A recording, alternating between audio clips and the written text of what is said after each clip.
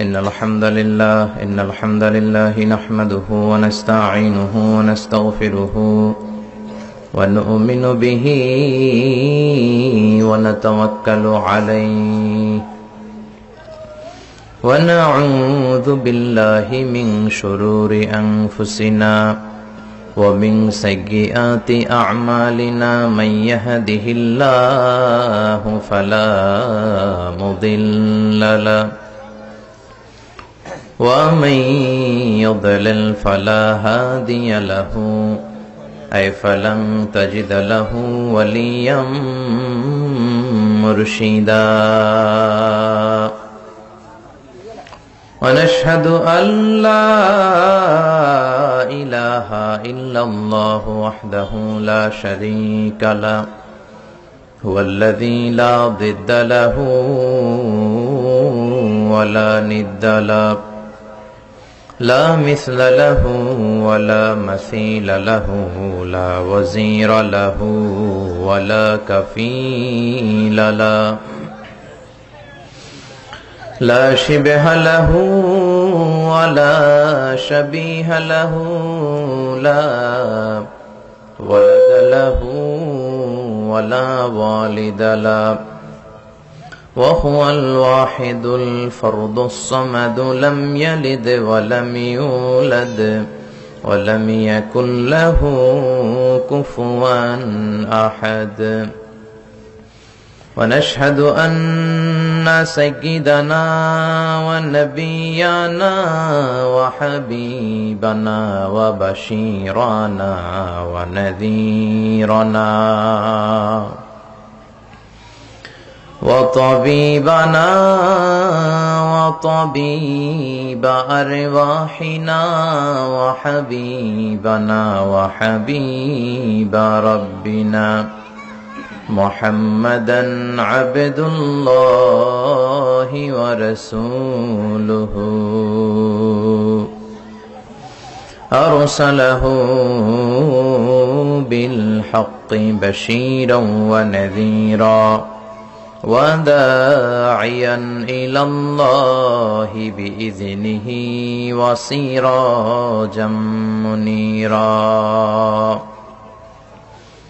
أما بعد فقد قال الله تعالى في كلامه المجيد وفي فرقانه الحميد أعوذ بالله من الشيطان الرجيم بسم الله الرحمن الرحيم وقضى ربك ألا تعبدوا إلا إياه وبالوالدين إحسانا إن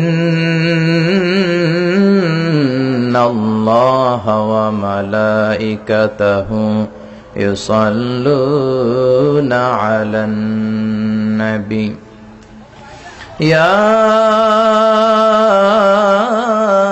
أيها الذين آمنوا صلوا عليه وسلموا تسليما اللهم صل على محمد وعلى آل محمد كما صليت على إبراهيم وعلى آل إبراهيم إنك حميد مجيد اللهم بارك على محمد وعلى آل محمد كما باركت على إبراهيم وعلى آل إبراهيم إنك حميد مجيد আপনারা সবাই কেমন আছেন?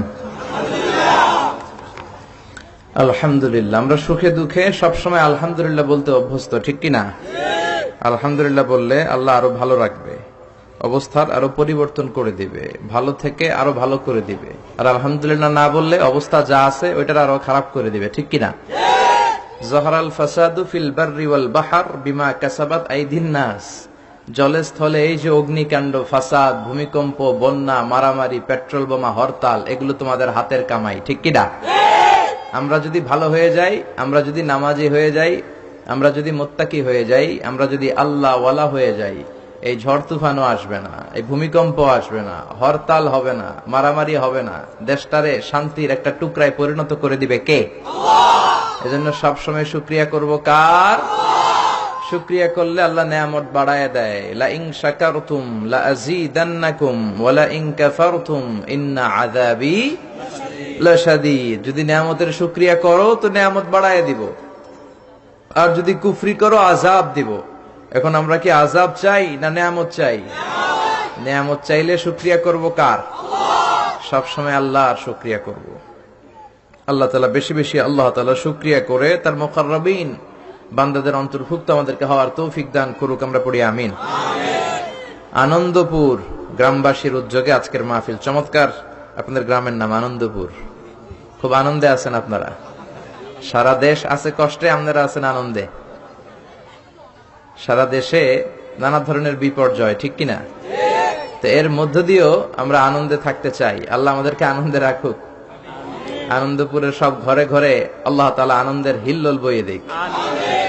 6 ফেব্রুয়ারি 2018 মঙ্গলবার বিকাল 3টা হইতে আনন্দপুর ছাড়বা জামে মসজিদ প্রাঙ্গণ আজকের এই তাফসীরুল কোরআনের মাহফিল। আমাকে রেখেছেন আপনারা আলোচক হিসেবে, আপনাদের শুকরিয়া। লিখেও দিয়েছেন আলোচনা সন্ধ্যা 6টা। এটা খুব ভালো। কে কোন আলোচক কয়টার দিকে বসবে এটা সবার জানা থাকলে এটা সবার জন্য সুবিধা। খুব চমৎকার অ্যারেঞ্জমেন্ট, মাশাআল্লাহ। আমার পরপরই কথা বলবেন হযরত মাওলানা বেলাল হোসেন হেলালি, ধর্মীয় আলোচক, মোহনা টেলিভিশন, ঢাকা। উনি কিন্তু খুব চমৎকার কণ্ঠে আলোচনা করে, শুনবেন ওনার আলোচনা। আল্লাহ কবুল করো। যারাই আপনারা এসেছেন, যারাই টাকা দিয়ে, পয়সা দিয়ে, বুদ্ধি দিয়ে, পরামর্শ দিয়ে আজকের এই চমৎকার কোরআনের বাগানটারে সফল করলেন, তাদের সবাইকে আন্তরিক মোবারকবাদ জানাই এবং আল্লাহ তাআলার কাছে আমরা ফরিয়াদ করি যেন আল্লাহ তাআলা আমাদের আজকের এই বসাটাকে, এই শোনাটাকে আমাদের নাজাতের ওসিলা বানায়। আমরা আল্লাহর কাছে শুধু নাজাত চাই। আল্লাহ বিচারের পরে যদি বলে তোদেরকে নাজাত দিলাম, আমাদের আর কিছু লাগবে? আমরা আল্লাহর কাছে কি বিচার চাই নাকি নাজাত? জোরে বলেন। রোজ হাসরে আল্লাহ আমার করোনা বিচার, আল্লাহ করোনা বিচার, বিচার চাহি না তব দয়া চাহে এ গুনাহগার, আল্লাহ করোনা বিচার। পড়ে না আমিন। আমরা কি বিচার চাই না দয়া চাই?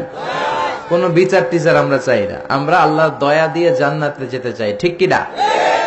বনি ইসরাইলের একজন আবেদ অনেক ইবাদত করেছিলেন আল্লাহর। সে রাতে ঘুমাতো কম, খাইতো কম।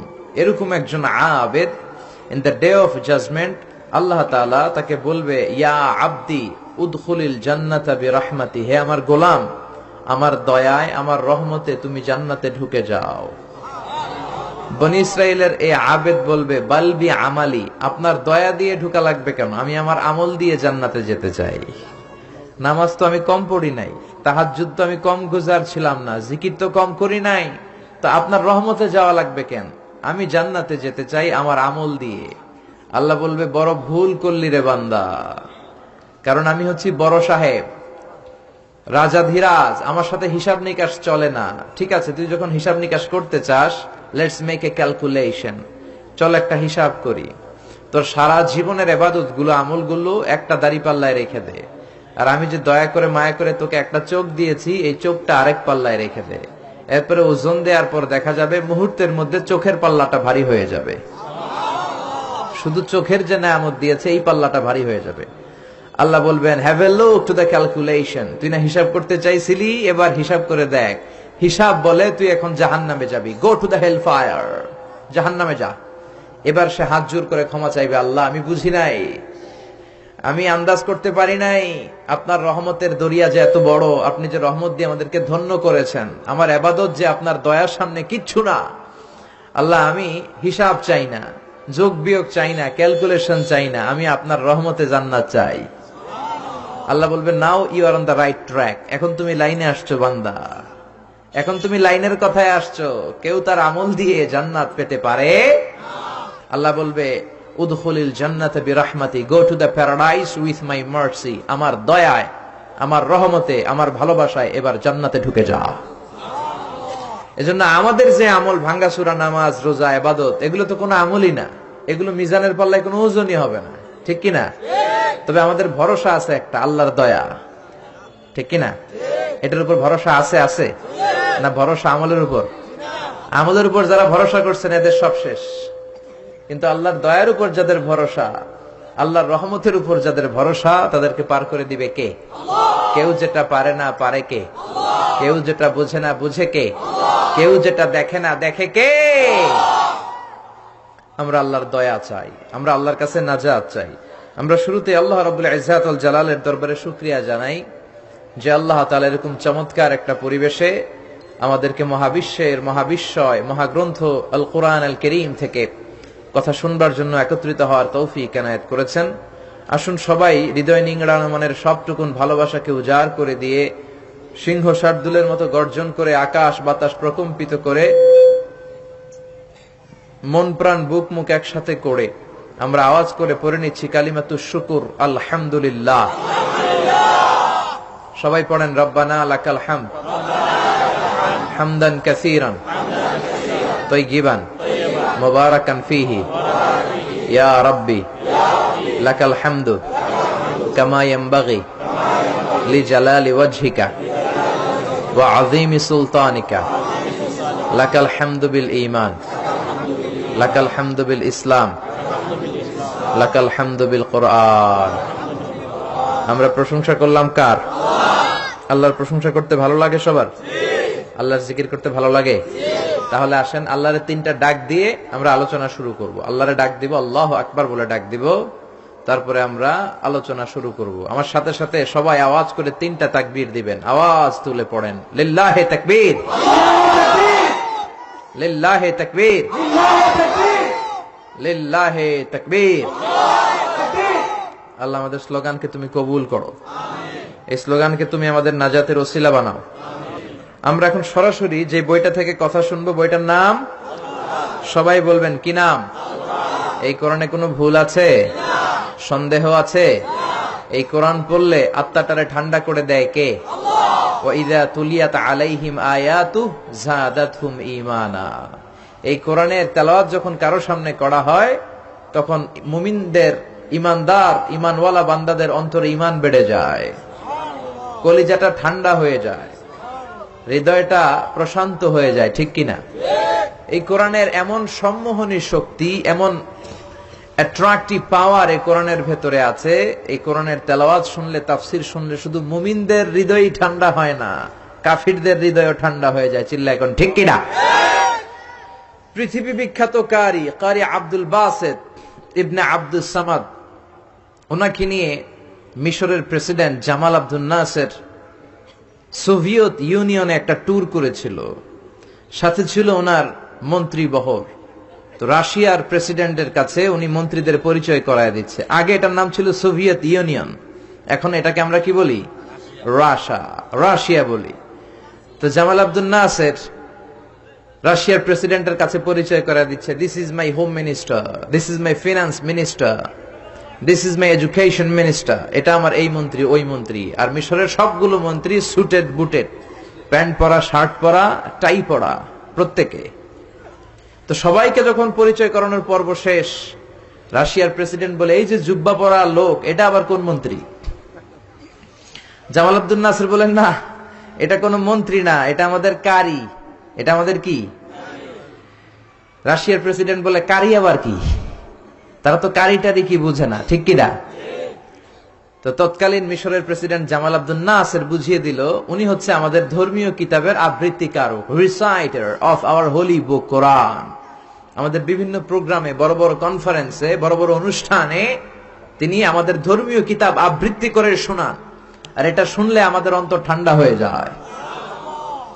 তো রাশিয়ার প্রেসিডেন্ট বলে, আজকে রাতেও তো আমাদের একটা প্রোগ্রাম আছে, তবে এটা বেলি ড্যান্সের প্রোগ্রাম। কিসের প্রোগ্রাম? রূপবানে নাচে কোমর দুলাইয়ার প্রোগ্রাম। ডান্স হবে, ডান্স ডান্স চলবে আর আমরা মদ খাবো। তো এক কাজ করি, আপনি যেহেতু কারি নিয়ে আসছেন, আজকে আমাদের এই নৈশভোজের ডান্স আমরা বন্ধ করে দিলাম। এই ডান্সের পরিবর্তে আমরা কোরআনের তেলাওয়াত শুনবো, আপনাদের ধর্মীয় গ্রন্থের তেলাওয়াত শুনবো আর মদ খাবো। তেলাওয়াত শুনবো আর কি খাবো? কি মিলাইছে দেখছেন? তেলাওয়াত তো শুনবে আবার মদও খাবে।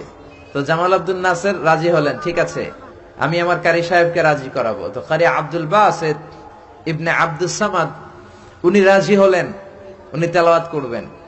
তো নৈশভোজে ওনাকে নিয়ে যাওয়া হলো। সিঙ্গাররা যেখানে বসে গিটার বাজায় আর গান গায়, উনি ওখানে বসে তেলাওয়াত করবেন। তো ওই দিনকার পুরো তেলাওয়াতটা উনি চোখ বন্ধ করে করেছিলেন। আর তেলাওয়াত শুরু করার আগে আল্লাহরে বলেছিলেন, আল্লাহ, এই লিডারগুলো সব ছিল কমিউনিস্ট লিডার। আল্লাহরে বলেছে, আল্লাহ আমার গলায় যত সুর তুমি দিয়েছো সব সুর উজাড় করে আমি তেলাওয়াত করব। তুমি কোরআনের এই পাওয়ারটা, এই রিদমটা, এই আকর্ষণটা এই কমিউনিস্ট লিডারদের অন্তরের ভিতরে তুমি ঢুকিয়ে দিও। তো সবার হাতে glass, whisky, red wine, alcohol, মদ। এখনই মদ খাওয়া শুরু করবে। কারি আব্দুল বাসিত ইবনে আব্দুস সামাদ তেলাওয়াত শুরু করলেন, আউযু বিল্লাহি মিনাশ শাইতানির রাজীম। উনি চোখ বন্ধ করে তেলাওয়াত শুরু করলেন। উনি তেলাওয়াত শুরু করার সাথে সাথে সবাই মদের বোতল আর গ্লাস রেখে দিয়ে ওনার তেলাওয়াত শুনতে শুরু করে দিল। ওনার গলায় এমন সম্মোহনী শক্তি ছিল, কেউ তেলাওয়াত শুনলে অবাক হয়ে যেত। তারা মদও খায় না, মদের বোতলের দিকে তাকায়ও না, মদের গ্লাসও হাতে নেয় না, শুধু আব্দুল বাসিদের দিকে তাকিয়ে আছে।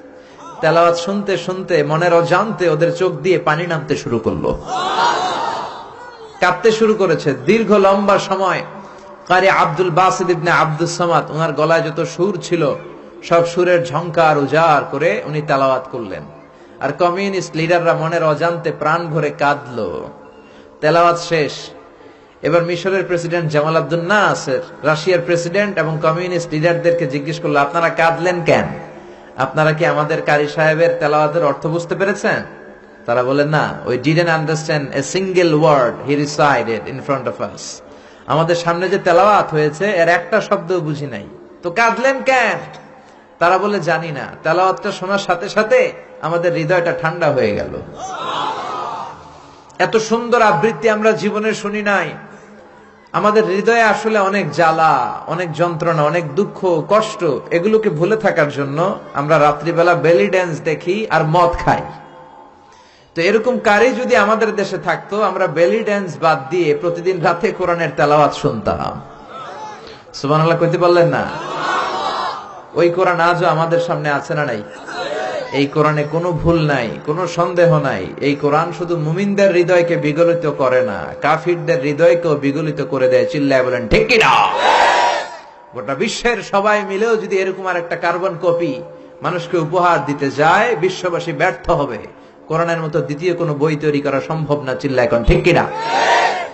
জাকির নায়েকের উস্তাজ আহমদ দিদাত, ওনার গুরু, একটা বই লিখেছেন, the ultimate miracle of the holy Quran. ওই বইয়ের ভেতরে উনি উল্লেখ করেছেন যে আমেরিকাতে সবচেয়ে পাওয়ারফুল যে কম্পিউটার ওদের মিলিটারি বেসে ইউজ হয়, ওইটার নাম হচ্ছে ক্রে-1 সুপার কম্পিউটার। আমেরিকার সেনাবাহিনীতে যারা চান্স পায় তাদের ম্যাথমেটিক্যাল ক্যালকুলেশন করার জন্য তারা এই ক্রে-1 সুপার কম্পিউটার ইউজ করে, পৃথিবীর সবচেয়ে পাওয়ারফুল কম্পিউটার। তো এই ক্রে-1 সুপার কম্পিউটারের মাইক্রোচিপসের ভেতরে কোরআনের তথ্য উপাত্তগুলো দিয়ে, যে ১৫০০ বছর আগে যখন গোটা বিশ্বে কোনো ইনফরমেশন টেকনোলজি ছিল না, এমন সময়ে কোরআন এত এত সায়েন্টিফিক ইন্ডিকেশনস নিয়ে প্রেডিক্ট করেছে। এই বিষয়গুলোকে কম্পিউটারের মাইক্রোচিপসে ঢুকিয়ে আমেরিকার সায়েন্টিস্টরা কমান্ড করেছে ক্রে-1 সুপার কম্পিউটার মাইক্রোচিপসে যে is it possible to create a book like কোরআন?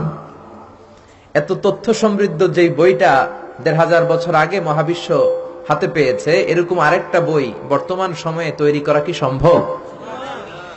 কিন্তু ক্রে-1 সুপার কম্পিউটার অ্যানালাইসিস করে উত্তর দিয়েছে, ইয়েস, ইটস পসিবল, এটা সম্ভব, but you need to spend more than 63 octillion years. সম্ভব, তবে পৃথিবীর সব মানুষগুলোর 63 অক্ট্রিলিয়ন বছর চেষ্টা করতে হবে, ইফোর্ট দিতে হবে, তাহলে মেবি, পারহ্যাপস, সম্ভবত কোরআনের মতো আরেকটা বই বানালেও বানানো যেতে পারে। শুনে বিজ্ঞানীরা মহা খুশি। আরে এতদিন শুনছি কোরআন একটা অজেয় কিতাব, এটাকে জয় করা যায় না, এর মতো আরেকটা বানানো যায় না। এখন আমাদের তৈরি ক্রে-1 সুপার কম্পিউটার আমাদেরকে বিশ্লেষণ করে বলছে কোরআনের মতো আরেকটা বই নাকি বানানো সম্ভব। হোক না অক্ট্রিলিয়ন আর ফক্ট্রিলিয়ন, পারা তো যাবে, আমরা চেষ্টা করব। কিন্তু নিউমেরিক্যাল সায়েন্স বলে octillion is very dangerous to reach there for human being. মানুষের জন্য এটা খুব ভয়ের কথা, ভয়ঙ্কর কথা যে অক্ট্রিলিয়ন পর্যন্ত মানুষ পৌঁছবে। 63 অক্ট্রিলিয়ন বছর তো অনেক দূরের কথা, 63 বছরই তো আমরা বাঁচি না, ঠিক কিনা? যারা সংখ্যাতাত্ত্বিক নিয়ম জানেন তারা জানেন যে সংখ্যা শুরু করি আমরা একক দিয়ে, তারপরে শতক, তারপরে সহস্র, তারপর উজুত, তারপরে লক্ষ, নিযুত, কোটি, million, billion, trillion, zillion, pillion, তারপরে হচ্ছে অক্ট্রিলিয়ন।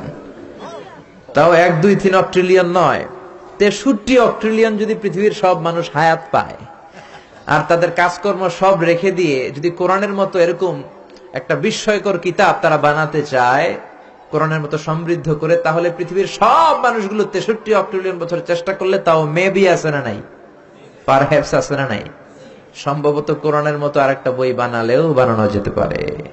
কিন্তু সর্বশেষ লজিক্যাল আর্গুমেন্টের দিকে তাকিয়ে কম্পিউটারের সর্বশেষ অ্যানালাইসিস হচ্ছে actually it's quite impossible to create a book like Quran. আসলে পৃথিবীর মানুষের জন্য এই কোরআনের মতো আরেকটা বই বানানো অসম্ভব। চিল্লা এখন ঠিক কিনা? কারণ পৃথিবীর সবগুলো মানুষের 63 অক্ট্রিলিয়ন বছর বাঁচাও সম্ভব না, আর কোরআনের মতো আরেকটা বই বানানো সম্ভব। এজন্য কোরআনের সাথে টক্কর দিতে এসে, পাল্লা লাগতে এসে মানুষগুলো হয়রান হয়ে যায়, মানুষগুলো পিছিয়ে পড়ে, আর কোরআনের ভুল খুঁজতে এসে নিজের জীবনের বড় ভুলটা খুঁজে পায়। চিল্লা এখন ঠিক কিনা?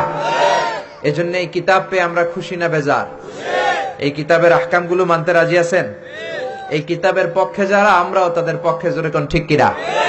আর এই কিতাবের বিপক্ষে যারা, আমরাও তাদের বিপক্ষে। চিল্লায় বলেন ঠিক কিনা? আপনি কোরআনের পক্ষে থাকতে হলে কিছু কষ্ট সহ্য করতে হবে, কিছু ঝুঁকি সহ্য করতে হবে, কিন্তু এই ঝুঁকিটা আমাদেরকে জান্নাতের পথে নিয়ে যাবে। চিল্লায় বলেন ঠিক কিনা? কারণ দুঃখ কষ্ট আসলে আমাদেরকে আল্লাহ কষ্ট দেওয়ার জন্য দেয় না, আমাদের কোমরটারে সোজা করার জন্য দেয়। চিল্লায় বলেন ঠিক কিনা? এজন্য রাব্বুল আলামিন বলেন নাসরুম মিনাল্লাহি ওয়া ফাতহুন করিব ওয়া বাশশিরিল মুমিনিন। আল্লাহর পক্ষ থেকে সাহায্য আসবে, আল্লাহর পক্ষ থেকে বিজয় আসবে। ও মুমিনরা, তোমরা সুসংবাদ নাও, সাহায্য করার মালিক একজন, তিনি কে? আমরা বিশ্বাস করি ওয়ামান নাসরু ইল্লা মিন ইনদিল্লাহিল আজিজিল হাকিম। সাহায্য বা বিজয় দিতে পারে একজন, তিনি কে? কিন্তু সেজন্য পাক্কা ঈমান থাকার দরকার আছে না নাই? জুলুম নির্যাতন শক্তি করার মতো, হজম করার মতো শক্তি বা ক্ষমতা আমাদের ভেতরে থাকার দরকার আছে না নাই? আযাব আর গজব যত বেশি হবে, বিজয়ের পতাকা তত তাড়াতাড়ি উড়বে, ঠিক কি না? অন্ধকার যত বেশি হয়, ঘুটঘুটে অন্ধকার, যখন রাত হবে সকাল হওয়ার সময়টা নিকটবর্তী হতে থাকে। একজন গর্ভবতী মায়ের প্রসব বেদনা যখন খুব বেশি বাড়তে থাকে, নতুন মেহমান আসার সময় ঘনাতে থাকে। চিল্লা এখন ঠিক কিনা? আযাব, গজব, জুলুম, নির্যাতন, অত্যাচার, জেল, জরিমানা, ফাঁসি যখন বাড়তে থাকে, কালেমার পতাকা পতপত করে উড়ার সময় নিকটবর্তী হতে থাকে। চিল্লা এখন ঠিক কিনা? কোন জমিনে যদি কারো উপরে জুলুম করা হয়, রব্বুল আলামিন ওই জমিনের মালিকানা ওই মাজলুমদের হাতে দিয়ে দেয়। কোন জমিনে যদি কারো রক্ত ঝরে, জমিনটা আল্লাহ তাদেরকে দেয়। আর যারা রক্ত ঝরায়, জুলুম করে, তারা পালাবার জায়গাটাও পায় না। ইতিহাস এটার প্রমাণ আমাদের কাছে দিয়ে দিয়েছে। ফেরাউন পালাবার জায়গাটাও পায় নাই, নমরুদ পালানোর জায়গাও পায় নাই। বনি ইসরাইলের হাতে পুরো মিশরের দায় দায়িত্ব দিয়ে দিয়েছে কে? পৃথিবীতে কেউ তো স্থায়ী হয় না, হোক না সে ফেরাউন কিবা নমরুদ। কেউ ভাবে চিরদিন রয় না, কেউ ভাবে চিরকাল রয় না। পৃথিবীতে কেউ তো স্থায়ী হয় না, হোক না সে ফেরাউন কিবা নমরুদ। কেউ ভাবে চিরদিন রয় না, কেউ ভাবে চিরকাল রয় না। জোরে বলেন ঠিক কিনা? এক রাতের ব্যবধানে পট পরিবর্তন করে দিতে পারে কে? এজন্য রাব্বুল আলামিন বলেন নাসরুম মিনাল্লাহি ওয়া ফাতহুন করিব। সাহায্য আল্লাহর পক্ষ থেকে, বিজয় নিকটবর্তী, কিন্তু পাক্কা ঈমানদার হওয়ার দরকার আছে না নাই? কোরআনের পথে থাকার দরকার আছে না নাই? জেল জরিমানা হজম করার দরকার আছে না নাই? এই কোরআনের পথে যতই বিপদ আসুক, যতই ঝুঁকি আসুক, যতই হুমকি ধমকি আসুক, এই কোরআনের পথ আমরা ছাড়তে রাজি না। চিল্লায় এখন ঠিক কিনা? এই কোরআনের জন্য আমরা জীবন বাজি রাখতে পারি। রাজি আছে মুসলমান?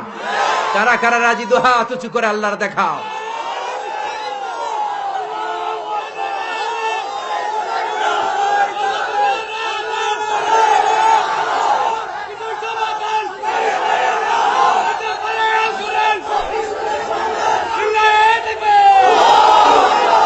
আমরা আল্লাহর কাছে ফরিয়াদ করি, সব ধরনের ভয় ভীতি জেল জরিমানাকে উপেক্ষা করে আমরা যেন কোরআনের পথে থাকতে পারি। আল্লাহ তুমি তৌফিক দাও, আমাদের এই ইচ্ছাটাকে তুমি আরো মজবুত করে দাও, জান্নাতি হওয়ার উপযোগী করে দাও।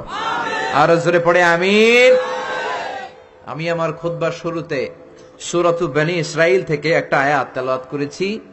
এই আয়াতের আলোকে এই চমৎকার সন্ধ্যায় আপনাদের সামনে কিছু কথা উপস্থাপন করার চেষ্টা করব, যদি আল্লাহ তাআলা তৌফিক দেয়। আমরা পড়ি ইনশাআল্লাহ। আমি আপনাদের খেদমতে সূরাতু বনী ইসরাইলের 24 নম্বর আয়াত তেলাওয়াত করেছি। এই 24 নম্বর আয়াতের আলোকে আপনাদের সামনে কিছু কথা বলবো। আল্লাহ তাআলা এই আয়াতে ওনার স্পেশাল দুইটা ফয়সালার কথা জানিয়ে দিয়েছেন। কয়টা?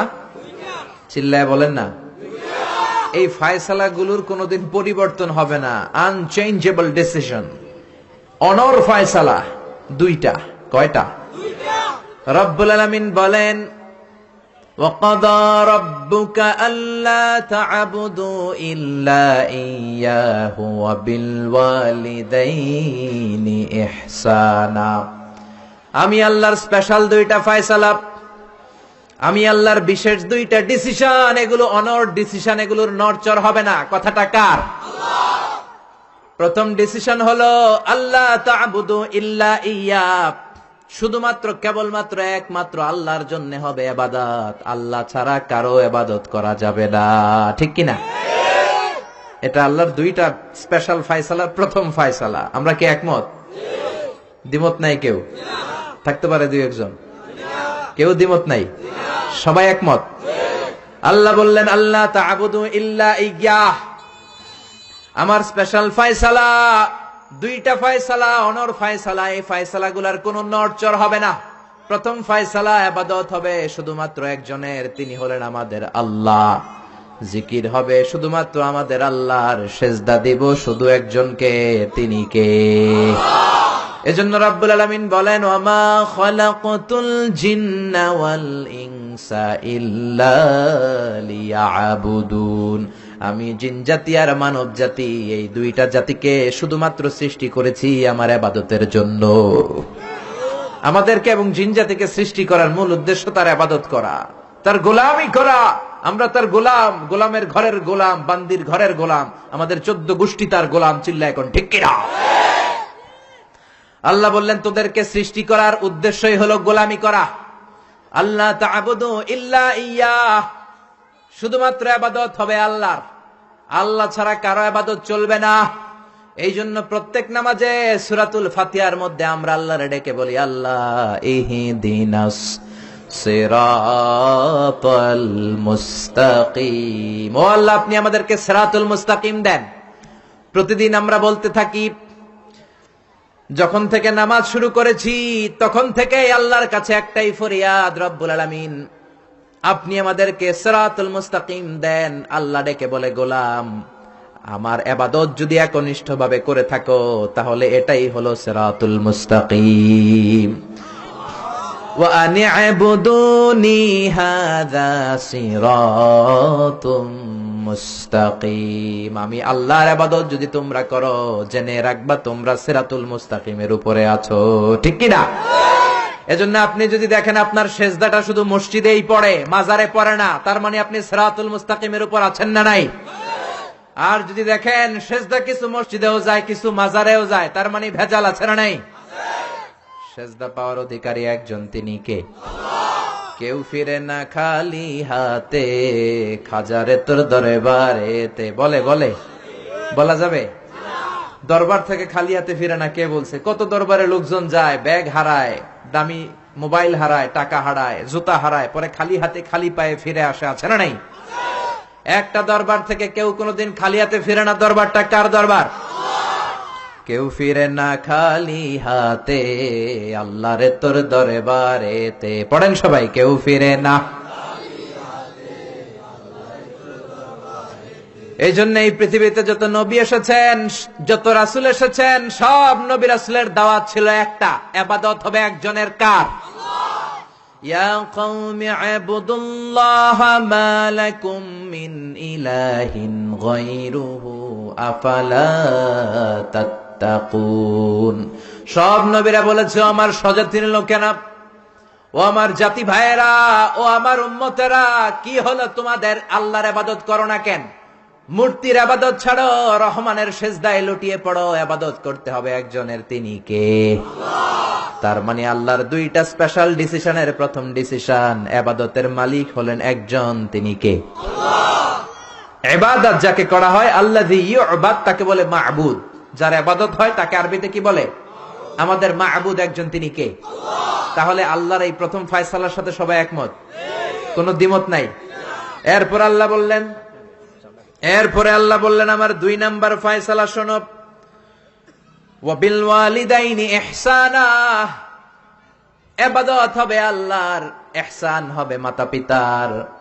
2 নাম্বার ফয়সালা হলো ওয়া বিল ওয়ালিদাইনি ইহসানা, মাতা পিতার সাথে ইহসান করো। কার কথা? ইহসান মানে ভালো আচরণ, ইহসান মানে সদাচরণ, ইহসান মানে খেদমত, ইহসান মানে মা বাবার কাছে দোয়া চাওয়া, ইহসান মানে নিজের ক্ষমতা মা বাবার পায়ের সামনে বিছিয়ে দেয়া, ইহসান মানে রহমতের চাদর মায়ের পায়ের সামনে বিছিয়ে দেয়া। জোরে বলেন ঠিক কি না? পৃথিবীর সব আল্লাহর ওলিগুলো যদি এই পুরো কোরআনুল কারীমকে খতম দিয়ে একটা গ্লাসের পানির মধ্যে ফু দেয়, আর আপনার মা যদি আরেকটা গ্লাসের পানির মধ্যে শুধু বিসমিল্লাহ বলে ফু দেয়, আল্লাহর কসম আপনার মায়ের দোয়াটা কবুল হয়ে যাবে। ঠিক কি না? মায়ের দোয়া সবচেয়ে বড় দোয়া। অনেকে আছে ওই মা বাবার কাছে দোয়া চায় না। আরে আপনার বাবা আপনার বড় পীর সাহেব, আপনার মা আপনার বড় পীর সাহেব। মা বাবা থুইয়া বাবার দরবারে যাইয়া বাবার দরবারের কবরের উপরে মশারি দিয়ে আসে, এরকম ডাকাত আছে না নাই? যে লোকটা মাজারে মশারি দেয়, দেখবেন ওর বাপেরে মশাই কামড়ায়, ওর মারে মশাই খায়, আছে না নাই? এজন্য আল্লাহ বললেন আমার দ্বিতীয় ফয়সালা, ওয়া বিল ওয়ালিদাইনি ইহসানা, মাতা পিতার সাথে ইহসান করবা। ইবাদত হবে আল্লাহর, ইহসান হবে মাতা পিতার। তাহলে প্রথম ফয়সালা হলো ইবাদত আল্লাহর, দ্বিতীয় ফয়সালা হলো মাতা পিতার সাথে ইহসান করতে হবে। কার কথা? দ্বিতীয় ফয়সালার সাথে কোনো দ্বিমত আছে? এটাও একমত। আল্লাহর ইবাদত করা কি ফরজ না নফল? আল্লাহর ইবাদত যেমনি ফরজ, মাতা পিতার প্রতি ইহসান করা এটাও ফরজ। ঠিক কি না? মা বাবার সাথে ভালো আচরণ, ইহসান, এটা নফল নয়, এটা অপশনাল নয়, এটাকে কম্পালসারি করে দিয়েছে কে? আমরা বললাম আল্লাহ আপনার 2টা ফয়সালার সাথে আমরা একমত, কিন্তু আপনার ইবাদত কেমন করে করব আমরা বুঝলাম, কিন্তু মা বাবার সাথে ইহসান কেমন করে করতে হয় আমরা জানি না। ইহসান কাকে বলে আমাদেরকে বুঝায়া দেন। রব্বুল আলামিন নিজেই ইহসানের ব্যাখ্যা দিতে শুরু করলেন। ইম্মা يبلغن عندك الكبر أحدهما أو كلاهما فلا تقل لهما أف। আল্লাহ নিজেই ইহসানের ব্যাখ্যা দিয়ে বলছেন, ইহসানের প্রথম ব্যাখ্যা হলো মা বাবা একজন কিংবা 2জন যখন বার্ধক্যে উপনীত হয়ে যায়, মা বাবা আর একজন কিংবা 2জন যখন বয়সে উপনীত হয়ে যায়, তাদের কোনো কাজের কারণে নাক ছিটকানো যাবে না। এটাই ইহসান। কোন সুবহানাল্লাহ।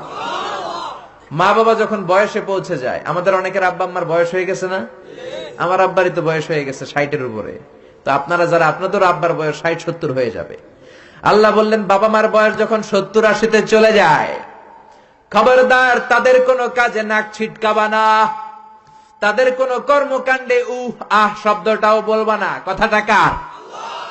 কারণ তোমরা যখন ছোট ছিলা, তোমাদের কোনো কর্মকাণ্ডে তোমার বাবা মা কিন্তু নাক ছিটকায় নাই। ঠিক কিনা? আমরা যখন ছোট ছিলাম, মা বাবারে জ্বালা যন্ত্রণা দিতাম, তখন কিন্তু আমাদেরকে মা বাবা ঘর থেকে বের করে দেয় নাই, দিয়েছে? আপনার কত আগের স্মৃতি মনে আছে? আপনার বয়স যখন 3, কি কি ঘটছিল মনে আছে? তো 3 বছর যদি মনে না থাকে, বয়স যখন 2 ছিল ওটা মনে আছে? বয়স যখন 1 ছিল, যন্ত্রণা জ্বালা যন্ত্রণা তো ওই সময় করছেন বেশি, ঠিক কি না? শীতের রাতে ডান দিকে আমার মা আমারে শোয়ালো, খেয়াল করে বুঝেন। মাঘ মাসের কনকনে প্রচন্ড শীত, পেশাব করে ডান দিকটা ভিজিয়ে দিয়েছি, মা আমারে ঘর থেকে বের করে দেয় নাই। আদর করে সোহাগ করে যত্ন করে আমার মা আমারে বাম দিকে রেখেছে, আবার বাম দিকে পেশাব করে ভিজিয়ে দিয়েছি, ঘর থেকে বের করে দেয় নাই। রাত 3টার দিকে আমার মা বাম দিক থেকে উঠিয়ে তার বুকের মধ্যে আমারে রেখেছে। রাত 3টার দিকে পেশাব করে আমার মায়ের বুকটা আমি 3টার দিকে ভিজিয়ে দিলাম। আমার মা তখন আমারে ঘর থেকে বের করে দেয় না, ইয়েতিমখানায় ফেলে আসে নাই, রাস্তায় ফেলে আসে নাই। রাত 3টার দিকে শাড়িটা চেঞ্জ করে, জামাটা চেঞ্জ করে আবার বুকে নিয়ে ঘুমাতে গিয়েছে, ঠিক কিনা? এজন্য আল্লাহ বুঝাতে চাইলেন ইহসান কারে বলে। শোনো শোনো, ওই বাবা মা যখন বয়স 70 হয়ে যাবে, ওই বাবা মার বয়স যখন 80 হয়ে যাবে, খবরদার খবরদার বাবা মার কোনো কাজে নাক ছিটকাবা না, উফ শব্দটাও করবা না। তোমরা যখন জ্বালাতন করেছো, বাবা মা তোমাদেরকে ঘর থেকে বের করে দেয় না, ইয়েতিমখানায় রেখে আসে নাই। এখন বয়সের কারণে বাবা মা যদি জ্বালাতন করে, বাবা আর মারে বৃদ্ধাশ্রমে রেখে এসো না, ঠিক কিনা? ছেলে আমার মস্ত মানুষ, মস্ত অফিসার, মস্ত ফ্ল্যাটে যায় না দেখা এ পারে ও পার, নানান রকম জিনিস আর আসবাব দামি দামি, সবচেয়ে কম দামি ছিলাম একে মাত্র আমি। ছেলের আবার আমার প্রতি অগাধ সম্ভ্রম, আমার ঠিকানা তাই বৃদ্ধাশ্রম, ঠিক কিনা? এজন্য আল্লাহ ডেকে বললেন খবরদার বাবা মারে বৃদ্ধাশ্রমে রেখে এসো না। তোমাদের জ্বালা যন্ত্রণা বাবা মা সহ্য করেছে, তোমারে ঘর থেকে বের করে দেয় না, ইয়েতিমখানায় রেখে আসে নাই। এজন্য বাবা মা যদি ঘরের মধ্যে পেশাব করে, পায়খানা করে পরিষ্কার করবা, তাহলে তোমার জীবনটারে উজালা করে দিবে কে? আল্লাহ। বৃদ্ধাশ্রমে রেখে আসা যাবে? বাবা মারে যদি বৃদ্ধাশ্রমে রেখে আসো, মনে রাখবা তোর কপালে বৃদ্ধাশ্রমে জুটবে না। তুমি যদি বাবা মারে বৃদ্ধাশ্রমে রেখে আসো, তুমি বয়স্ক হলে তোমার কপালে বৃদ্ধাশ্রম নাই, ঠিক কিনা? ভাঙ্গা থালা হাতে নিয়ে তুমি রাস্তায় ভিক্ষা করে খাবা। এজন্য আল্লাহ বললেন ইহসানের প্রথম ব্যাখ্যা, ইম্মা ইয়াবলুগান্না ইনদাকাল কিবারা আহাদুহুমা আও কিলাহুমা ফালা তাকুল লাহুমা উফ। বাবা মা যখন বার্ধক্যে উপনীত হয়, তাদের কোনো কাজে নাক ছিটকাবা না, উফ শব্দটাও করবা না, উহ আহ এটাও বলা যাবে না। কথাটা কার? ইহসানের 2 নাম্বার ব্যাখ্যা, ওয়ালা তানহারহুমা, আব্বা আম্মারে ধমক দিও না। কিছু ডাকা আইতাছে, মায়েরে ধমক দেয়, মায়েরে ডাকে বুড়া, বাবারে ডাকে বুড়া, মায়েরে ডাকে বুড়ি, আছে না নাই? কেমন করে মা বাবারে তুমি বুড়া বুড়ি ডাকো?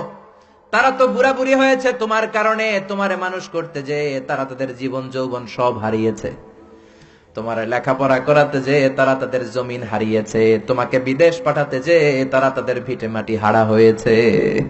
কিছু লোক আছে এলাকার সবার সাথে খুব মিষ্টি আলাপ, বন্ধু বান্ধবের সাথে খুবই ভদ্রতা, কিন্তু ঘরে ঢুকলেই মায়ের সাথে ঝিড়কি দিয়ে কথা বলে, ধমক দিয়ে কথা বলে, এরকম বেয়াদব আছে না নাই? আল্লাহ বললেন ওয়ালা তানহারহুমা, ধমক দিও না, তোমার সব আমলগুলো বাতিল করে দিবে কে? ওয়ালা তানহারহুমা ওয়া কুল লাহুমা কওলান কারীমা, বরং বাবা মার সাথে কোমল আচরণ করো। যত ভদ্রতা তুমি জানো, যত নম্রতা তুমি শিখেছো, যত কার্টিসি তুমি জানো, সব কার্টিসি বাবা মার সাথে মেইনটেইন করবা। যত সফটলি কথা বলা যায়, যত কোমল ভাবে কথা বলা যায়, যত মোলায়েম ভাষায় কথা বলা যায়, বলতে হবে কার সাথে? জোরে বলেন। রাজি আছেন তো? রাজি আছেন? এরপর আল্লাহ বললেন ওয়াখফিদ লাহুমা জানাহায যুল্লি মিনার রাহমাতি ওয়া কুর রাব্বিরহামহুমা কামা রাব্বায়ানি সাগীরা। ওয়াখফিদ লাহুমা জানাহায যুল্লি মিনার রাহমা, বাবা মার জন্য রহমতের চাদর বিছিয়ে দাও। তোমার যত সম্পদ আছে মা বাবার পায়ের সামনে বিলিয়ে দাও, তোমার জীবনে বরকত দিবে কে? আল্লাহ। এজন্য প্রথম বেতন পেলে টাকাটা দিবেন মায়ের হাতে, গিফট কিনলে আগে দিবেন মাকে, বউরে দিবেন না ওটা বলতেছে না, বউরে তো দিবেনই, কিন্তু আগে মায়ের হাতে কিছু দিবেন, তাহলে আপনার ইনকামে বরকত দিবে কে? আল্লাহ। আর বাবা মা একজন কিংবা 2 জন যদি দুনিয়া থেকে বিদায় নেয়, বাবা মার কবরের সামনে দাঁড়িয়ে চোখের পানি ছেড়ে তোমরা পড়ো, রব্বির হামহুমা কামা রব্বায়ানি সগীরা ওয়া কুর রব্বির হামহুমা কামা রব্বায়ানি সগীরা। কবরের সামনে দাঁড়িয়ে আল্লাহরে বলেন, আল্লাহ, বাবা মা ছোটবেলা যেমনি আমাদেরকে আদর দিয়ে, সোহাগ দিয়ে, ভালোবাসা দিয়ে আগলে নিয়েছে, আমার বাবা মা ইন্তেকাল করার কারণে তোমার কাছে যাওয়ার পরে তুমিও আদর আর ভালোবাসা দিয়ে আমার বাবা মাকে কাছে টেনে নিও। পড়ে না আমিন? আর জোরে পড়ে না আমিন? এজন্য আল্লাহর ফয়সালা দুইটা। জোরে বলেন কয়টা? সবাই বলেন। ঘুম আসছে তো জিমাই পড়েন কেন? ফয়সালা কয়টা? এক নম্বর ফয়সালা, ইবাদত হবে একজনের, তিনি কে? দুই নম্বরে খেদমত করতে হবে কার? বিশ্বনবী বললেন, এই পৃথিবীতে যত ভালো আমল আছে তার মধ্যে শ্রেষ্ঠ ভালো আমল হচ্ছে মা বাবার খেদমত, বিররুল ওয়ালিদাইন। এক সাহাবী বললেন, আইয়ুল আমালি আফদাল ইয়া রাসূলুল্লাহ, ও নবী সবচেয়ে ভালো আমল কোনটা? বিশ্বনবী বললেন, সবচেয়ে ভালো আমল তিনটা। জোরে কোন কয়টা? এক নম্বরে আসসালাতু ফি ওয়াক্তিহা, সময় মতো নামাজ। যেখানে আজান হবে ওই জায়গায় নামাজ পড়ার দরকার আছে না নাই? সালাতে কায়েম করো, সালাতে কায়েম করো, হবে সম্মানী তুমি, হবে জান্নাতি তুমি, হবে সম্মানী তুমি, হবে জান্নাতি তুমি, দিবে কাল হাসরে শীতল ছায়া আরশে আজিম, রব্বিয়াল আলা রব্বিয়াল আযীম। ঠিক কি না? এক নাম্বার ভালো আমল হচ্ছে সময় মতো নামাজ। দুই নাম্বার সবচেয়ে ভালো আমল হলো বিররুল ওয়ালিদাইন, মাতা পিতার খেদমত করা। তিন নম্বরে সবচাইতে ভালো আমল হলো আল জিহাদ ফি সাবিলিল্লাহ, আল্লাহর রাস্তায় জিহাদ করা। সুবহানাল্লাহ। তার মানে পৃথিবীর সবচাইতে তিনটা ভালো আমলের মধ্যে মা বাবার সাথে খেদমত করাটা আছে না নাই? এই পৃথিবীর সবচেয়ে ভালো আমল যে তিনটা, এর মধ্যে মা বাবার খেদমত করাটাও আছে। ঠিক কি না? আর এক হাদিসে বিশ্বনবী বললেন, মা বাবার খেদমত করা জিহাদের চেয়ে বেশি সওয়াবওয়ালা। এক সাহাবী আসলেন, জা রাজুলুন ইলা রাসূলিল্লাহ ইয়াস্তাযিনুহুল জিহাদ, এসে বললেন, ও নবী জিহাদে যেতে চাই, জিহাদে যাওয়ার অনুমতি দেন। বিশ্বনবী বললেন, ও সাহাবী ঘরে আব্বা আম্মা আছে নাকি? সাহাবী বললেন, আছে। বিশ্বনবী বললেন, ফাফিহিমা ফাজাহিদ, ঘরে যাও, বাবা মার খেদমত করো। বাবা মার খেদমত করলে ঘরে বসেই জিহাদের সওয়াব পাবা। বাবা মার খেদমত করলে ঘরে বসেই জিহাদের সওয়াব পাওয়া যায়। চিল্লায় পড়েন আল্লাহু আকবার। এজন্য বাবা মা খুশি হলে আরশের মালিক খুশি, বাবা মা নারাজ তো আরশের মালিক নারাজ। এজন্য বিশ্বনবী বলতেন, রেদার রাব্বি ফি রেদাল ওয়ালিদ, বাবা মা যদি খুশি হয় আল্লাহ খুশি হয়। ওয়া সাখাতুর রাব্বি ফি সাখাতিল ওয়ালিদ, বাবা মা যদি নাখোশ হয়ে যায় আরশের মালিক আল্লাহ নাখোশ হয়ে যায়। এজন্য বাবা মার কাছ থেকে দোয়া নেয়ার দরকার আছে না নাই? বিশ্বনবী বলতেন, জান্নাতে দুইটা স্পেশাল দরজা আছে, একটা দরজার নাম আব্বা, আরেকটার নাম মানে আল আব, আরেকটা আল উম। এই দুইটা দরজা আমাদের ঘরে আছে না নাই? এজন্য বিশ্বনবী বলতেন, দুইটা দরজা তোমাদের ঘরে আছে, হুমা জান্নাতুকা ওয়া নারুক, বাবা মাই তোমার জান্নাত, বাবা মাই তোমার জাহান্নাম। এজন্য বাবা মার সাথে কেমন আচরণ করবা তোমাদের decision, the decision is years. তুমি ডিসাইড করবা তুমি জান্নাতে যাবা না জাহান্নামে যাবা। আপনি কপালে যত সেজদা দেন, যত কপাল কালো বানান, যতগুলো হজ করে আল হাজ টাইটেল লাগান, যত যাকাত দেন, যত আমল করেন, আপনার মা যদি আপনার উপর নাখোশ হয়ে আল্লাহর কাছে বদদোয়া দেয়, আপনার সব আমলগুলোরে বরবাদ করে দিবে কে?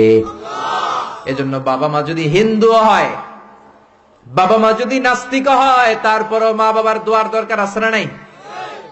বাংলাদেশে এরকম অনেক হিন্দু ফ্যামিলি আছে, ছেলে মুফাসসিরে কোরআনের তাফসীর শুই না, মুফাসসিরের হাতে হাত রেখে কালিমা পড়ে মুসলমান। এরকম হিন্দু ছেলে আছে না নাই? কিন্তু বাবা মা মুসলমান হয় নাই। এখন বাবা মার সাথে খারাপ আচরণ করা যাবে? বাবা মা যদি হিন্দু হয়, বৌদ্ধ হয়, বাবা মা যদি খ্রিস্টান হয়, সে তোমার বাবা মা। ঠিক কিনা? বিশ্বনবীর শালীর নাম আসমা। কি নাম? আসমা বিনতে আবি বকর, বুখারীর বর্ণনা। বিশ্বনবীর কাছে এসে বললেন, নবী আনা মুসলিমা, আমি মুসলিম, ওয়া উম্মি মুশরিকা, আমার মা মুশরিক, আফাসিলুহা, এখন আমি কি করব? আমার মায়ের সাথে ভালো আচরণ করব নাকি খারাপ আচরণ করব? বিশ্বনবী বললেন, খবরদার সিলিহা, তোমার মায়ের সাথে তুমি ভালো আচরণ করবা। বাবা মা মুশরিক হোক, কাফের হোক, তাদের দোয়া, তাদের আশীর্বাদের দরকার আছে না নাই? সাইয়েদনা ইব্রাহিম জালিল কাদের পয়গাম্বর, ঠিক কিনা? উলুল আজমি মিনার রুসুল, খলিলুল্লাহ, মুসলিম মিল্লাতের জাতির পিতা, চিল্লা এখন ঠিক কিনা? কিন্তু ওনার আব্বারে উনি কালেমার দাওয়াত দিতে পারে নাই, দেওয়ার পরেও মানে নাই বাবার নাম আযা। তারপরে উনি বাবার সাথে খারাপ আচরণ করেছে নাকি? মোলায়েম ভাষায়, কোমল ভাষায়, আদবের সাথে বাবার ডেকে বলেছে, ইয়া আবাতি লিমা তা'বুদু মা লা ইয়াসমা'ু ওয়া লা ইউবসিরু ওয়া লা ইউগনি আনকা শাইআ। ও আমার সম্মানিত পিতা, কেন ওই মূর্তির ইবাদত করেন? 10টা হাত এরকম বের করে দিয়ে দাঁড়ায় থাকে, জিহ্বা বের করে, সামনে থাকে মিষ্টি, রসমালাই, দুধ, কিচ্ছু খেতে পারে না, মাছি বসলেও তাড়াতে পারে না, ঠিক কিনা? কেন এই মূর্তির পূজা করেন? কেন এই পুতুলের ইবাদত করেন? যে এই পুতুল কানে শোনে না, চোখে দেখে না, নিজের গায়ের মাছিটা নিজে তাড়াতে পারে? বাবারে আদর করে, যত্ন করে, সম্মান দিয়ে বুঝালেন, কিন্তু বাবার সাথে কি সাইয়েদনা ইব্রাহিম খারাপ আচরণ করেছে? জোরে বলেন, খারাপ আচরণ করেছে? এজন্য বিশ্বনবী বললেন, খবরদার, মা বাবা কত রহমত থাকলে মানুষ বোঝে না, যখন চলে যায় তখন বোঝে, কিন্তু তখন বুঝলে লাভ হয় না, ঠিক কিনা? যতদিন বাবা মা বেঁচে থাকে বটবৃক্ষের মতো ছায়া দিয়ে থাকে, ছাতার মতো মাথার উপর দাঁড়িয়ে থাকে। অমিয়া, বন্ধু চলে গেলে বন্ধু পাওয়া যায়, ওয়াইফ চলে গেলে ওয়াইফ পাওয়া যায়, টাকা চলে গেলে টাকা পাওয়া যায়। জনম দুঃখিনী মা যদি দুনিয়া ছেড়ে চলে যায়, মারে আর পাওয়া যায় নাকি? ওগো মা, তুমি এই ধরনের শ্রেষ্ঠ নেয়ামত, তোমারই পদ তলে রয়েছে জান্নাত। ওগো মা, তুমি এই ধরনের শ্রেষ্ঠ নেয়ামত, তোমারই পদ তলে রয়েছে জান্নাত। সুবহানাল্লাহ। এজন্য মায়ের দোয়া এমন দোয়া কখনো ফিরে না। গুলি মারলে গুলি মিস হয়, ড্রোন হামলা করলে মিস হয়, ব্যালিস্টিক ক্ষেপণাস্ত্র মারলে মিস হয়, অ্যাটম বোমা মারলে মিস হয়, মায়ের দোয়া মিস হয় নাকি? কথা কন, বিশ্বাস হয়? একটু সন্দেহ সন্দেহ লাগে? Any confusion, any doubt? লা শাক্কা ফি, কোনো সন্দেহ নাই, লা রাইবা ফি, চিল্লা এখন ঠিক কি না? মায়ের দোয়া এমন দোয়া, মায়ের দোয়াটাও কবুল, বদ দোয়াটাও কবুল, ঠিক কি না? যদি এমন হতো শুধু দোয়াটা কবুল, তাহলে দোয়া না করুক, সমস্যা নাই, কিন্তু বদ দোয়া করলেও কবুল করে কে? বদ দোয়া কবুল হয়ে গেলে সমস্যা আছে না নাই? এজন্য মা বাবার সাথে ভালো আচরণ করব। বাবা মার ছেলে মেয়েদের দৃষ্টান্ত তরমুজ আর ছুরির মতো। মা বাবা হলো ছুরি, ছেলে মেয়ে তরমুজ। তরমুজ নিচে রেখে উপর থেকে ছুরি মারলে তরমুজ কেটে যায়, আবার ছুরি নিচে রেখে উপর থেকে তরমুজ ফেললেও তরমুজ কেটে যায়। উভয় অবস্থায় তরমুজের ক্ষতি হয়, ছুরির কিছু হয়। কথা বুঝতে পেরেছেন? এই জন্য যত বড় আল্লাহর ওলি আপনি হন না, মা বাবা বদদোয়া দিলে কিন্তু লেগে যাবে, ঠিক কিনা? বনি ইসরায়েলের একজন আবেদ ছিল, নাম জুরাইজ। নাম কি? বুখারীর বর্ণনা, প্রামাণ্য বর্ণনা আপনাদেরকে শোনাচ্ছি। জুরাইজ, সে একজন অনেক বড় আল্লাহর ওলি। তাহাজ্জুদের নামাজ পড়তো রাতে। তাহাজ্জুদের নামাজ ছাড়া আল্লাহর ওলি হওয়া যায়? কথা বলেন। ومن الليل فتهجد به نافلة لك عسى أن يبعثك ربك مقاما محمودا। তাহাজ্জুদের নামাজ যদি আপনি পড়েন, আপনার মর্যাদা বাড়িয়ে দিবে কে? আল্লাহ। এ আল্লাহর ওলি জুরাইজ থাকতেন পাহাড়ের উপর। পাহাড়ের উপরে তাহাজ্জুদের নামাজ পড়ছেন। ইন দা মিন টাইম ওনার মা ওনাকে ডেকেছে, ইয়া জুরাইজ আশিবনি ময়া, পানি খাওয়া। জুরাইজ মনে মনে ভাবে, হায় হায়, নামাজের মধ্যে দাঁড়ালাম, এখনই মায়ের তৃষ্ণা লাগলো, কি করব? মায়ের ডাকে সাড়া দিব নাকি নামাজ চালিয়ে যাব? জুরাইজ মনে মনে ভাবে, কিছুক্ষণ পরে যে মাকে পানি খাওয়াবো, আগে নামাজটা পড়ি। কিছু সময় পর তার মা আবার ডাক দিল, ইয়া জুরাইজ। জুরাইজ আবার বিপদে পড়ে যায়, হায় হায়, কি করব? নামাজ পড়বো নাকি মারে পানি খাওয়াবো? আবার সিদ্ধান্ত নিল, না না, নামাজটা শেষ করে যাব। 3 বার ডাকার পরে জুরাইজ নামাজের কারণে মায়ের ডাকে সাড়া দেয় নাই। মায়ের মনের মধ্যে দুঃখ লেগেছে, মা তার মনে কষ্ট পেয়েছে। মুহূর্তের মধ্যে মা দুইটা হাত তুলে আল্লাহর কাছে বদদোয়া দিয়েছে, কবুল করে নিয়েছে কে? ওই যে বলছি মায়ের দোয়াও কবুল, বদদোয়াও। এটা কি মুফাসসিরে কোরআন নাকি হাফেজ না মাওলানা না আল্লাহর ওলি, ইট ডাজন্ট ম্যাটার, ওইটা কোনো বিষয় না। দোয়া করলেও কবুল, বদদোয়া তো কবুল। চিল্লা এখন ঠিক কি না? উনি দোয়া করলেন, আল্লাহুম্মা লা তুমিথু ইল্লা আন তুরিয়াহুল মুমিসাত। ও আল্লাহ, তিনবার ডাকলাম পানি খাওয়ালো না, আমার মনে বড় দুঃখ লেগেছে। আল্লাহুম্মা লা তুমিথু ইল্লা আন তুরিয়াহুল মুমিসাত, আমি বদদোয়া দিলাম বেশ্যা নারীর ফিতনায় না ফেলে জুরাইজকে মরণ দিও না। কবুল করে নিল কে? আল্লাহ। মা দোয়া করছে, আল্লাহ আমার ছেলেরে তুমি বেশ্যা নারীর ফিতনায় ফেলে দিও। ঠিক তার 3 দিন পরে এক বেশ্যা নারী এসে তার দরজায় নক করতে শুরু করছে। তাহাজ্জুদের নামাজের পর জুরাইজ দরজা খুলে দেখে এক বেশ্যা নারী। বেশ্যা নারী বলে, দেখো আমি কত সুন্দরী, অনন্যা, সুস্নিগ্ধা, প্রিয়ংবদা, সুহাসিনী, সুকেশিনী, সুভাসিনী, অসূর্যম পশা, কাক পক্ষীও টের পাবে না, কেউ জানবে না তুমি আমার সাথে অপকর্ম করো। আল্লাহর ওলি জুরাইজ বলে, খবরদার, ওয়াল আয়াযু বিল্লাহ, আমি একজনকে ভয় পাই, তিনি কে? আল্লাহরে যারা ভয় পায় তাদের দ্বারা এই কাজ করা সম্ভব না, দূর হয়ে যা। আল্লাহর ওলি জুরাইজের সাথে সুবিধা করতে না পেরে বেশ্যা পাহাড় থেকে নেমে যায়। নেমে দেখে পাহাড়ের নিচে রাখাল শোয়া। রাখাল রে ঘুম থেকে উঠিয়ে বেশ্যা বলে, আমি কত সুন্দরী দেখো। রাখাল মনে মনে কয়, পাইছি তোরে। রাখাল আর বেশ্যা মিলে অপকর্ম করে জিনায় লিপ্ত হয়ে যায়। গভীর রাতে দুইজন জিনা অপকর্ম করে, ব্যভিচার করে। আর ব্যভিচারের ফসল হিসেবে ওই বেশ্যা নারীর পেটের ভিতরে কিছুদিনের মধ্যেই সন্তান দিয়ে দেয় কে? দিন গড়িয়ে রাত আসে, মাস যে বছর আসে, 3 মাস যাওয়ার পর বেশ্যা নারীর পেটটারে উঁচা করে দিছে কে? এবার এলাকার লোকেরা ধরেছে, তুই তো বিয়ে করস নাই, পেটে বাচ্চা আসলো কেমনে? You didn't get married, so from where did you get the baby? তোমার বিয়ে হয় নাই, তোমার হাজবেন্ড নাই, তোমার পেটে বাচ্চা আসলো কেমনে? বেশ্যা বলে, আমার পেটের বাচ্চার বাবা হচ্ছে ওই আল্লাহর ওলি জুরাইজ। জুরাইজ আমার সাথে অপকর্ম করেছে রাতের আধারে, কেউ দেখে নাই। সবাই মিলে জুরাইজ রে ধরো, এটা ভণ্ড। কথাটা হাসানা মিসা? কত পার্সেন্ট মিসা? সবাই কয়, হায় হায়, এতদিন ভাবতাম আল্লাহর ওলি, এখন দেই ভণ্ড। দিনের বেলা তুমি জুব্বা পরো, তোমার কাছে পানি পড়ার জন্য যাই, আর রাতের বেলা অপকর্ম। আজকে তোর ভণ্ডামি ছুটামো। উপর মে পাক সাফ, আন্দার মে খালাত মালাত। উপর দিয়া তুমি অনেক ভালো জুরাইজ, ভিতরে তোমার এত গোলমাল। উপর দিয়া ফিটফাট, ভিতর দিয়া সদরঘাট। আজকে তোর সদরঘাট বাড়ি করো। সবাই লাঠি ছোটা নিয়ে তার গির্জা ভাঙতে গিয়েছে। গির্জা ভেঙে মাটির সাথে মেসাকার। কলার ধরে টেনে হিচড়ে জমিনে নামানোর পরে জুরাইজ বলে, কি অপরাধ করলাম? ওইটাই তো কইলি না, মারস কেন? কয়, তুই একটা ভণ্ড। তুই কি? জুরাইজ বলে, কি অপরাধ করেছি বলো? সবাই বলে, তুমি আল্লাহর ওলি সেজে বসে আছো, জুব্বা পড়ে ভাব ধরেছো, রাতের আধারে অপকর্ম করেছো, এই বেশ্যা নারীকে তুমি গর্ভবতী করেছো, এই বেশ্যা নারীর পেটের ভেতরে যে সন্তান, এইটার বাবা হইলি তুই জুরাইজ। জুরাইজ কয়, খাইছে? কি বিপদে বললাম, আমি তো চিনি নাই বেশ্যাকে। জুরাইজ বলল, ঠিক আছে, কি করবা? সবাই কয়, তোর ডেথ পেনাল্টি, মৃত্যুদণ্ড। কি দণ্ড? যুগে যুগে মৃত্যুদণ্ড আছে না নাই? মৃত্যুদণ্ড। এখনই তোমার শিরোচ্ছেদ করা হবে।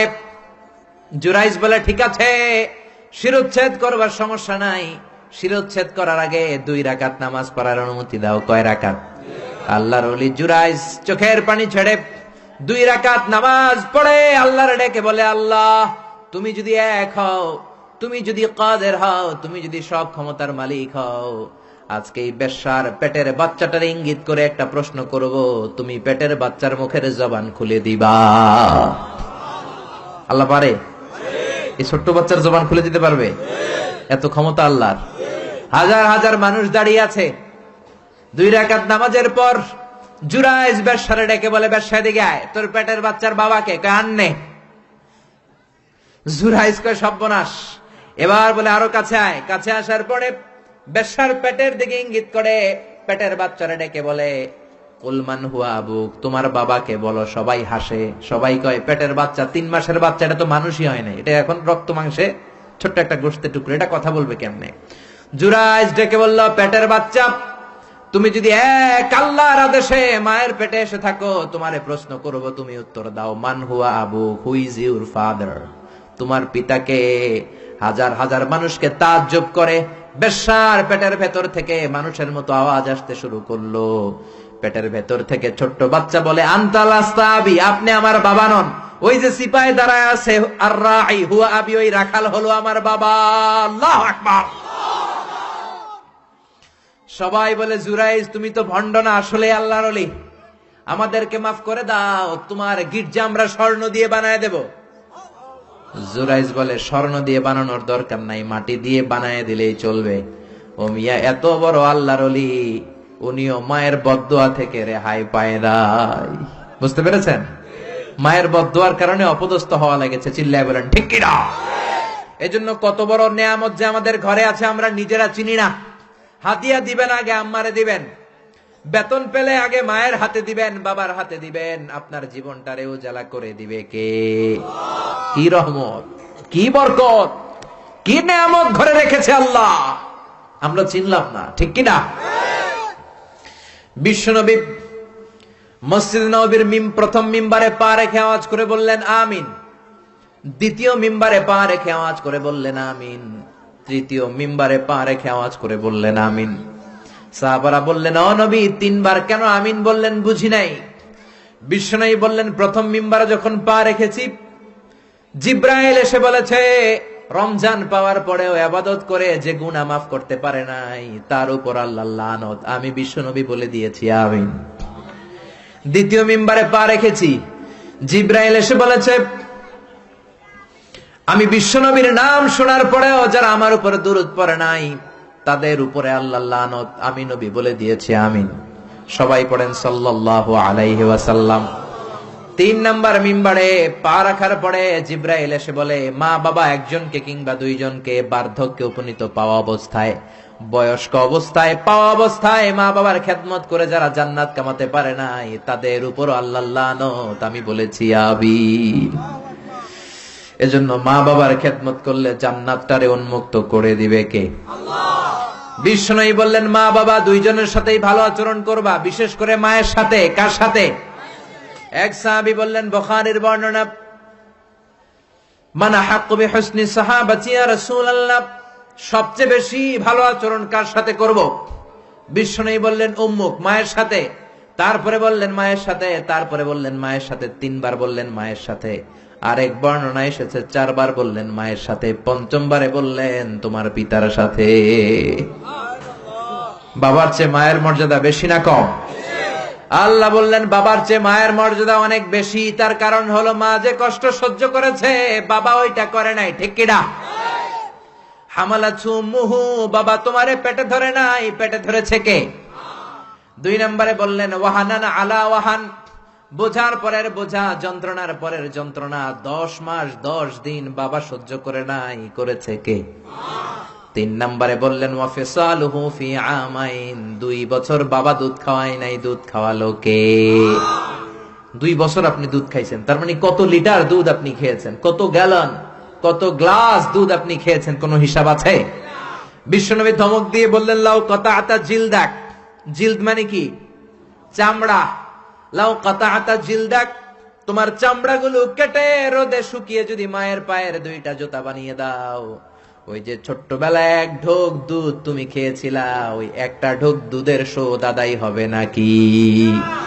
মায়ের একেধারে দুধের দাম, কাটিয়া গায়ের চাম, পাপস বানাইলে ঋণের শোধ হবে না, এমন দরদি ভাবে কেউ হবে না আমার মা গো। ঠিক কিনা? মায়ের দুধের শোধ আদায় হবে? জোরে বলেন আদায় হবে, আদায় হবে। যেদিন আমাদেরকে জন্ম দিলেন কতটা কষ্ট সহ্য করেছেন, মনোযোগ দিয়ে শোনেন। মেডিকেল সায়েন্টিস্টরা বলে কোন সুস্থ মানুষ তার দেহে 45 ইউনিটের বেশি ব্যথা সহ্য করতে পারে না। একজন তাজা সুস্থ মানুষ তার দেহে 45 ইউনিট পেইন একবারে সহ্য করতে পারে।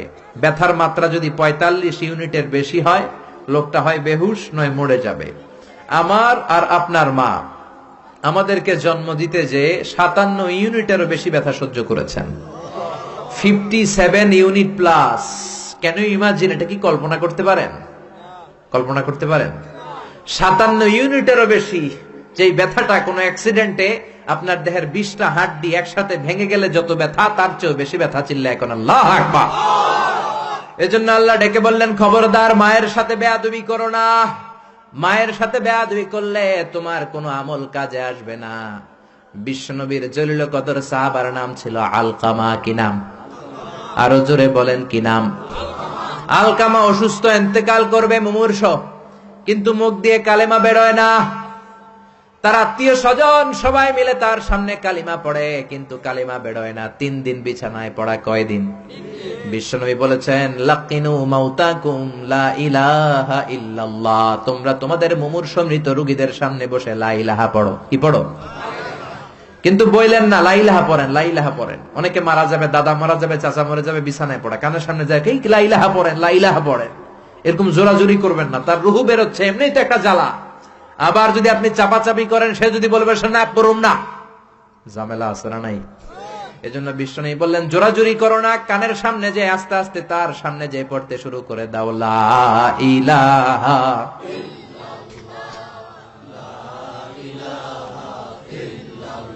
লা ইলাহা ইল্লাল্লাহু মুহাম্মাদুর রাসূলুল্লাহ। লাকিনু মাউতাকুম লা ইলাহা ইল্লাল্লাহ। তোমাদের মৃতদের সামনে যে, মুমূর্ষদের সামনে যে কালিমার তালকিন দাও। আলকামা নামক সাহাবীর মুখ দিয়ে কালিমা বেরোয় না। বিশ্বনবী বেলালকে আর সুহাইবকে, 2 সাহাবীরে পাঠালেন, যাও কালিমার তালকিন দাও। বেলাল যে তালকিন দেয় তারপরেও বেরোয় না, জিহ্বায় আটকে যায়। বিশ্বনবী আলকামার বিবিরে ডেকে পাঠালেন। আলকামার বিবি আসার পরে বিশ্বনবী বললেন, ও আলকামার বিবি, আলকামা কেমন ছিল? বিবি বলে, নামাজি ছিল, অনেক দানশীল ছিল, কোনো খারাপ আমল ছিল না। আলকামার বাবা মা কেউ বেঁচে আছে নাকি? আছে। কে আছে? মা আছে, মারা ডাকো। ও আলকামার মা, তোমার আলকামা কোনোদিন নামাজ ছেড়েছি কিনা? না। রোজা ছেড়েছি কিনা? না। মানুষের সাথে খারাপ আচরণ করেছে কিনা? না। তোমার সাথে কেমন আচরণ করেছে? তোমার সাথে কেমন আচরণ করেছে? এই প্রশ্ন করার পরে আলকামার মা কাঁদতে শুরু করে দিলেন। আলকামার মা বলে, নবী আমার কথা শুনতো না, শুধু বউয়ের কথা শুনতো। বউয়ের ওড়না ধরে পিছু পিছু ঘুরতো, আমার মনে কষ্ট দিয়েছে। বিশ্বনবী বললেন, তোমার ছেলেরে তুমি মাফ করে দাও। আলকামার মা বলে, না, মাফ করব না। একথা শোনার পরে বিশ্বনবী বললেন, লাকড়ি আনো, আগুন জ্বালাও, আলকামারে আগুনে ফেলে দেব। লাকড়ি এনে আগুন জ্বালানোর পর আলকামার মা চিৎকার দিয়ে বিশ্বনবীর পায়ে পড়ে যায়। বিশ্বনবীর ডেকে বলে, নবী গো, আপনার 2টা পায়ে ধরি, আমার কলিজার টুকরা আলকামারে আগুনে ফেলবেন না। আলকামা আমার নার ছেড়া ধন, আমার কলিজার টুকরা। ও নবী, অনেক কষ্ট দিয়েছে আমার মনে, কিন্তু আগুনে ফেলবেন না। আগুনে ফেলার জন্য ওরে আমি পেটে ধরি নাই, আগুনে ফেলানোর জন্য ওরে আমি মানুষ করি নাই। ও নবী, আমার আলকামারে আগুনে পড়বেন না। জান জান, আমি আমার আলকামারে মাফ করে দিলাম। বিশ্বনবীর সামনে দাঁড়িয়ে আলকামার মা যখন মাফ করে দেওয়ার ঘোষণা দিল, বিশ্বনবী সাক্ষী, সাহাবীরা সাক্ষী। আলকামা চিৎকার করে পড়তে শুরু করলো, লা ইলাহা ইল্লাল্লাহু মুহাম্মাদুর রাসূলুল্লাহ সাল্লাল্লাহু আলাইহি সাল্লাম। কালেমা পড়ে শেষ নিঃশ্বাস ত্যাগ করেছে। চিল্লায় এখন আল্লাহু আকবার। এজন্য মা বাবার খেদমতের দরকার আছে না নাই? সৈয়দনা ইব্রাহিম ওনার ছেলেকে রেখে আসলেন মরুভূমিতে, মক্কার জমিনে। তার বিবি হাজরা সহ হাজার মারা গেল। সৈয়দনা ইসমাইল বড় হলেন, তাগড়া যুবক। বুখারীর বর্ণনা, জুরহুম নামক কওমের একটা মেয়েকে বিয়ে করে সুখের সংসার করলেন। আল্লাহ বললেন, ইব্রাহিম যাও যাও, তোমার ছেলেরা দেখতে যাও। বুখারীর বর্ণনা, সৈয়দনা ইব্রাহিম ইসমাইলের বাড়িতে দেখা করতে গেলেন, বেড়াতে গেলেন। সৈয়দনা ইসমাইল বাড়িতে নাই, বনে গিয়েছে শিকার করতে। কি করতে? সব নবীরা নিজ হাতে কামাই করে খেয়েছেন, ঠিক কিনা? শিকার করতে গিয়েছেন। সৈয়দনা ইব্রাহিম দরজার পাশ থেকে সালাম দিলেন, আসসালামু আলাইকুম। ভেতর থেকে কর্কশ কণ্ঠে, ঝাঁঝালো কণ্ঠে, রাগ মাখা কণ্ঠে একটা মেয়ে উত্তর দেওয়া, আলাইকুমুস সালাম। সৈয়দনা ইব্রাহিম বললেন, কাইফা হালুকি ইয়া উম্মি, ও মা তুমি কেমন আছো? মেয়েটা ভিতর থেকে বলে, বেশি ভালো নাই। দিনকাল কেমন চলে? কয় সুবিধার না। খাওয়া দাওয়া হয়নি? কয় না, হয় না। আমনে কেডা? সৈয়দনা ইব্রাহিম বলে, আমারে চিনবা না? ইদা জাআ যাওজুকি মিনাল গাবা, তোমার স্বামী যখন বন থেকে ফিরবে, ফাকরাই আলাইহি সালাম, তোমার স্বামীর একটা সালাম দিবা। ওমরিহিয়া ইগাইরা আতাবাতা বাবিহি, আর বলবা ঘরের দরজার চৌকাঠ যেন পাল্টে ফেলে। চলে গেলেন। বিকেল বেলা সাইয়েদনা ইসমাইল চলে আসলেন। আসার পরে বিবি বলে একটা বুড়া আইছিল। বুড়া কে আইছিল? সাইয়েদনা ইসমাইল বলে বুড়া আসবে কোত্থেকে, কেন এসেছে, কি জন্য এসেছে, কি বলেছে? তার স্ত্রী বলতে লাগলো আপনারে সালাম দিয়েছে। ওয়ালাইকুম আসসালাম। আর বলেছে আপনি যেন ঘরের দরজার চৌকাঠ যেন পাল্টে ফেলেন। এই কথা বলার সাথে সাথে সাইয়েদনা ইসমাইল ভয় পেয়ে গেলেন, লাফ দিয়ে উঠলেন। কি, ঘরের দরজার চৌকাঠ পাল্টে ফেলতে বলেছে ওই বয়স্ক লোক? ও মিয়া, চোর চিনে চোরের সিগন্যাল, পুলিশ চিনে পুলিশের সিগন্যাল, আর নবী চিনে নবীর। উনি নবী, বাবাও নবী। বাবা ইব্রাহিমের সিগন্যাল বুঝে ফেলেছে।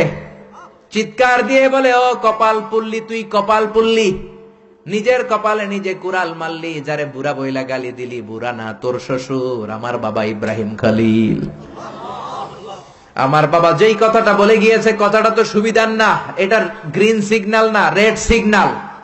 আমার বাবা বলেছে তোরে যেন আমি তালাক দেই, আমি যেন তোরে ডিভোর্স দেই। গেট আউট, বের হয়ে যা। ডিভোর্স দিয়ে দিলাম। আপনার আব্বাও যদি রাগ করে রাখে, পোলা তোর বউরে ডিভোর্স দিয়ে দিবেন নাকি? আবার দিয়ে দিয়েন না। আপনার বাবাও বাবা, ইসমাইলের বাবা ইব্রাহিমও। উনি সাধারণ বাবা নন, আল্লাহর পক্ষ থেকে ওহী পেয়ে উনি কথা বলেন। আপনার বাবাও যদি রাগ করে বলে, ও বাবা তোর বউরে তালাক দিয়েন না, কি করবেন? সংলাপ করবেন, সমঝোতা করবেন। আমাদের দুই নেত্রী সংলাপ করে না তো কি হয়েছে, আমরা ঘরে করুন। ঘরে ঘরে আমরা সংলাপ সমঝোতা করবো, চিল্লা এখন ঠিক কিনা? মিটিং করবেন, মিলায়া দিবেন। ইসলাম বলে মিলায়া দাও, লাগায়া দিও না। কিছু লোক আছে লাগায়া দেয়, আছে না নাই? দুইজন ঝগড়া করে মিলায়া দেন, আপনার মর্যাদা বাড়িয়ে দিবে কে? আগুন ধরলে আপনারা কি দিয়া নিবান? অনেকে ওটার মধ্যে তেল ঢালে, আছে না নাই? আর একটু জ্বলুক, আর একটু লাগুক, ভালোই লাগে, আছে না নাই? বিশ্বনবী মিলাই দিতেন, লাগাই দিতেন না। আপনি মিলাই দিবেন, আল্লাহ আপনার মর্যাদা বাড়ায় দিবে। আপনার বাবা যদি বলে তোর বিবিরে তালাক দে, বাবারেও বুঝান, বউরেও বুঝান। আরে তালাক তো অনেক পরের কথা। আমরা ইসলামের দেয়া তালাকের সিস্টেম মেনে চললে বাংলাদেশের ডিভোর্স রেট কমে যাবে, কোনো তালাকই হবে না, ঠিক কি না? ইসলাম পঞ্চম স্টেপে তালাক দিতে বলেছে, ফিফথ স্টেপ। ফার্স্ট স্টেপ হচ্ছে ফাইদুহুন্না, ওয়াইফ কথা শুনে না, কক্সবাজার ঘুরতে নিয়ে যাও, কথা শুনবে। সুবহানাল্লাহ পড়েন। কথা শুনে না, যমুনা ফিউচার পার্কে নিয়ে যাবা, বসুন্ধরা শপিং কমপ্লেক্স থেকে দামি শাড়ি কিনে দেবা, আউটিং এ যাবা, হ্যাং আউট করবা, কথা শুনবে, ঠিক কি না? বিশ্বনবী বললেন রিফকাম বিল কাওয়ারির, নারীদের মন নরম, তাদের সাথে নরম ভাবে কথা বলতে হবে, গরম হইলেই ঝামেলা, ঠিক কি না? তাহলে কথা না শুনলে প্রথমে আল্লাহ বললেন ফাইদুহুন্না, ওয়াজ করো, বেড়াতে নিয়ে যাও। এটাতেও কাজ হয় না, 2 নম্বরে বললেন ওয়াহজুরুহুন্না ফিল মাদাজে, বিছনা আলাদা করো, তারে এক রুমে ঘুমাতে দাও, তুমি আর এক রুমে ঘুমাবা। এই বিচ্ছেদে হয়তো তার মনের মধ্যে হেদায়েত চলে আসবে, এটাতেও কাজ হয় না। 3 নাম্বার স্টেপ ওয়াদ্রিবুহুন্না, শাসন করো। অনেকে ওয়াদ্রিবুহুন্নার ব্যাখ্যা করে পিটাও, না, বিশ্বনবী তার একটা বিবিরও পিটায় নাই, ঠিক কি না? ওয়াদ্রিবুহুন্না মানে শাসন করো, একটু করা হও। যদিও শাব্দিক অর্থ পিটাও, কিন্তু এখানে পিটানোর অর্থ নেওয়া যাবে না। এর ব্যাখ্যা কি হবে? ব্যাখ্যা করতে যে মুফাসসিররা হয়রান হয়ে গিয়েছে। কোন মুফাসসির বলে ছোট্ট কাঠি দিয়া পিটাইবেন। এই কথা হনুস না কেন? 2টা বাচ্চা হয়ে গেছে, এত সুখের সংসার, কত ঘুরলাম, কত সুন্দর সংসার করলাম, এখন সংসারটা ভেঙে গেলে আমার হবে কি? তুই আমার কৈতরি, তুই আমার টুনটুনি, তুই আমার পরাণের পরাণ, এরকম বইলা লাঠি দিয়ে আস্তে আস্তে বাড়ি দিবেন। অনেক মুফাসসির বলেছে না, মেসওয়াক দিয়ে বাড়ি দিবেন। অনেক মুফাসসির কয় না, কোন বালিশ দিয়ে পিটাইবেন, যাতে হাত পা না ভাঙে, ঠিক কি না? তাহলে ওয়াজ করলেন শোনে না, বিছানা আলাদা করলেন শোনে না, তারপরে তাদেরকে একটু কড়া হন, শাসন করেন, তা তো শোনে না। তারপরে কোরআন বলল ফাবাআসু হাকামাম মিন আহলিহি হাকামাম মিন আহলিহা, শ্বশুর পক্ষের লোকেরা, ওই পক্ষের লোকেরা, মুরব্বীরা বসে মিলমিশ করে দেওয়ার চেষ্টা করবে, তাতেও শোনে না। 4টা শেষ, এরপরে 5ম নাম্বারে তালাক। তাও একবারে 3 তালাক দেওয়া যাবে না। তালাক 2 ধরনের, তালাক সুন্নি, তালাক বিদঈ। একটা হচ্ছে সুন্নতি তালাক, আর একটা হচ্ছে বেদাতি তালাক। বেদাত তালাক মানে রাগের মাথায় একসাথে 3 তালাক, বাইন তালাক, এগুলো আছে না নাই? না, এগুলো করা যাবে না। তালাক সুন্নি হচ্ছে আপনার বউয়ের যখন পিরিয়ড হয় না, আপনার বউ ক্লিন পরিচ্ছন্ন, তখন 1 তালাক দিবেন। কারণ ওই তালাক দেওয়ার পরেও তার প্রতি ভালোবাসা জাগলে আবার মেলামেশার সুযোগ আছে না নাই? 1 মাস সুযোগ আছে, ফিরে আনতে পারবেন। কথা শুনে না? দ্বিতীয় মাসে আবার আরেকটা তালাক দিবেন, আরো 1 মাস সুযোগ। কয় মাস? তারপরে তৃতীয় মাসে যখন আরেক তালাক দিয়ে দিলেন, আত-তালাকাল বাইন আল বাইনুনা, কমপ্লিট ডিভোর্স, আর এই বউয়ের কাছে যাওয়া যাবে? এই সিস্টেম একটার পর একটা যদি আপনি মানেন, তালাক হবে? কথা কোন? আরে প্রথম ধাক্কায় কক্সবাজারে গেলেই তো আবার শান্তির সংসার শুরু হয়ে যাবে, ঠিক কি না? এজন্য ধাপে ধাপে ওমরে ফারুকের জামানায় এক লোক তার স্ত্রীকে 100 তালাক দিছে। বউ এসে বিচার দিছে, আমার জামাই আমার 100 তালাক দিছে। 100 তালাক দিছে, নিয়ে আসো তোমার হাজবেন্ড রে। নিয়ে আসা হলো। কিরে কয় তালাক দিছস? কয় 100। কি লেগে দিছস? দিবি 3টা। দিছস 100টা, কারণ কি? কয় মেজাজ গরম আছিল। ওমরে ফারুক বলে, তারা বিচার করে দিচ্ছে, 3 তালাকে তোর বউ তালাক, বাকি 97 তালাক তোর পিঠের উপরে পড়বে। এরকম নিয়ম যদি বাংলাদেশে থাকে, উল্টা পাল্টা তালাক হবে? জোরে বলে। এজন্য আপনার বাবা ও বাবা ইসমাইলের বাবা ইব্রাহিমও, সাইয়েদনা ইব্রাহিম বললেন তালাক দাও, ইসমাইল তালাক দিয়ে দিলেন। ঘটনা মনে আছে তো, না ভুলে গেছেন? তালাক দিয়ে দিলেন, নতুন বিয়ে করলেন। 3 বছর পর আবার সাইয়েদনা ইব্রাহিম দেখা করতে আসলেন। আজকেও সাইয়েদনা ইসমাইল বাড়িতে নাই, বনে গিয়েছে শিকার করার জন্য। আজকেও সাইয়েদনা ইব্রাহিম এসে সালাম দিল, আসসালামু আলাইকুম। আজকে জাদুমাখা কণ্ঠে, মধুমাখা কণ্ঠে, সুরেলা কণ্ঠে একটা মেয়ে উত্তর দিল, ওয়া আলাইকুমুস সালাম। জিজ্ঞেস করলো, কাইফা হালুক ইয়া উম্মি, মা কেমন আছো? মেয়ে কয়, আলহামদুলিল্লাহ আলা কুল্লি হাল, সব সময় আমরা ভালো আছি। সুবহানাল্লাহ কইবেন না? দিনকাল কেমন যায়? কয় খুব ভালো। খাবার দাবার? কয় খুব ভালো। আপনি কে? আমার চিনবা না? মেয়ে বলে, আপনারে আমি চিনতে চাই। এই মরুভূমিতে কেউ কোনোদিন আমাদের খবর নেয় না। কে আপনি? মুরব্বী বাজান, দয়ালু মানুষ, আমাদের খোঁজ খবর নেয়ার জন্য এসেছেন। বাইরে রোদ্রের মধ্যে দাঁড়িয়ে আছেন কেন? ভিতরে আসেন। সাইয়েদনা ইব্রাহিম ঢুকতে চায় না, মেয়েটা জোরাজুরি শুরু করেছে। জোর করে ঘরে ঢুকালো, শরবত বানিয়ে খাওয়ালো, রুটি বানিয়ে খাওয়ালো, খেজুর বানিয়ে খাওয়ালো, ছাগল পালতো, ছাগলের দুধ খাওয়ালো। সাইয়েদনা ইব্রাহিম এই আপ্যায়ন দেখে চোখের পানি ছেড়ে মেয়েটার জন্য দোয়া করে দিল। ও মেয়ে, এইটাও মাইয়া, আগেরটাও? আহা। সাইয়েদনা ইব্রাহিম দোয়া করে দিল আর বললে, ইদা জাআ যাওজুকি মিনাল গাবা, তোমার স্বামী যখন বন থেকে ফিরে আসবে, ফাকরাই আলাইহিস সালাম, স্বামীর একটা সালাম দিবা। ওয়া মুরিহি আন ইউসবিতা আতাবাতা বাবিহি, আর বলবা ঘরের দরজার নতুন চৌকাঠ যেন জীবনেও না পাল্টায়। সাইয়েদনা ইসমাইল ফিরলেন। ওয়াইফ বলতেছে, নুরানি চেহারার এক আল্লাহর ওলির মতো লোক আসছিল, মুরব্বি টাইপের। মুরব্বি টাইপের এইটা শুনে তো সাইয়েদনা ইসমাইল ভড়কে গিয়েছে, লাভ দিয়ে উঠছে। কি মুরব্বি? কারণ আগের একটা তিক্ত অভিজ্ঞতা আছে না নাই? চিৎকার দিয়ে বলে, তাড়াতাড়ি বল, কেমন আচরণ করেছিলি বল। বিবি বলে, আপনি ভয় পাবেন না, অনেক ভালো আচরণ করেছি, আপ্যায়ন করেছি। উনিও আমার মাথায় হাত বুলিয়ে দোয়া করেছেন, আপনারে সালাম দিয়েছেন, আর বলেছেন ঘরের দরজার নতুন চৌকাঠটা যেন জীবনেও আপনি না পাল্টান। আদরের চোটে বিবিকে জড়িয়ে ধরলেন, বললেন, ও বিবি, তুই তো পরীক্ষায় গোল্ডেন এ প্লাস। কি পাইছস? গোল্ডেন। নুরানি চেহারার যে লোকটা এসেছিল সাধারণ কোন লোক নয়, তোমার শ্বশুর, আমার বাবা ইব্রাহিম খালিল। আমার বাবা চৌকাঠ বলতে তোকে বুঝিয়েছে আর বোঝাতে চেয়েছে, এই যে তোরে আমি বিয়ে করেছি, জীবনেও যেন তোরে তালাক না দেই। তোর হাতটা যে দুনিয়াতে আমি ধরেছি, তোর হাত ধরেই যেন দুজনে জান্নাতে ঢুকে যায়। এজন্য বাবা মার দোয়ার দরকার আছে না নাই? নিতে রাজি আছেন তো? আছেন? আছেন? আপনি যত বড় আল্লাহর ওলি হন, বাবা মা বদদোয়া দিয়ে দিলে সব শেষ, দুনিয়াও শেষ, আখিরাতও আমও শেষ। সালাম। সাইয়েদনা মুসা আলাইহিস সালাম আল্লাহর ডেকে বললেন, আল্লাহ, আল্লাহুম্মা জাআলনি, আল্লাহুম্মা মাইয়াকুনু জালিসি ইয়াউমাল কিয়ামাহ। ও আল্লাহ, জানতে চাই কিয়ামতে আমার সাথী হবে কে জান্নাতে? আল্লাহ বললেন, সাহিবুকা ফিল জান্নাতি জাজ্জার, কিয়ামতের দিন বিচারের শেষে তোমার সাথী হবে একজন কসাই। কে হবে? শুনে মুসা আলাইহিস সালাম খুব আপসেট। কিরে, আমি নবী মানুষ, পৃথিবীতে 5 জন নবী সেরা, এর মধ্যে আমি একজন। 4 জনের সেরা কিতাব দিছে, ওইটাও আমারে দিছে। সরাসরি আমার সাথে আল্লাহ কথা বলতো আর জান্নাতে রাখবে কসাইয়ের লগে। ঘটনাটা কি? আল্লাহরে বললেন, আল্লাহ কি আমল ওই কসাইয়ের, কেন কসাই যাবে? আল্লাহ বললেন মুসা যাও যাও নিজের চোখে দেখে নাও কি আমল করেছে ওই কসাই। সাইয়েদনা মুসা কসাইয়ের দোকানে যেয়ে দেখলেন না স্পেশাল কোনো আমল নাই, খালি গোশত কোপায়। কি কোপায়? সারাদিন গোশত কোপানোর পর বিকেল বেলা সুন্দর একটা গোশতের টুকরা প্যাকিং করে বাড়ির দিকে রওনা। সাইয়েদনা মুসা আলাইহিস সালাম পিছনে পিছনে রওনা। বাড়িতে যাওয়ার পরে সাইয়েদনা মুসা আলাইহিস সালাম তার দরে নক করতে শুরু করলো দরজায়। দরজা খোলার পরে ছদ্মবেশে সাইয়েদনা মুসা বলে, আমি একজন মুসাফির, আজকে রাতটা যদি আপনি থাকতে দেন বড্ড ভালো হয়। কসাই বলে, আহলান সাহালান মারহাবান তৈয়্যিবান, আসেন মিয়া বসেন, এই ঘরে বসেন, পাশের ঘরে আমার একটু কাজ আছে।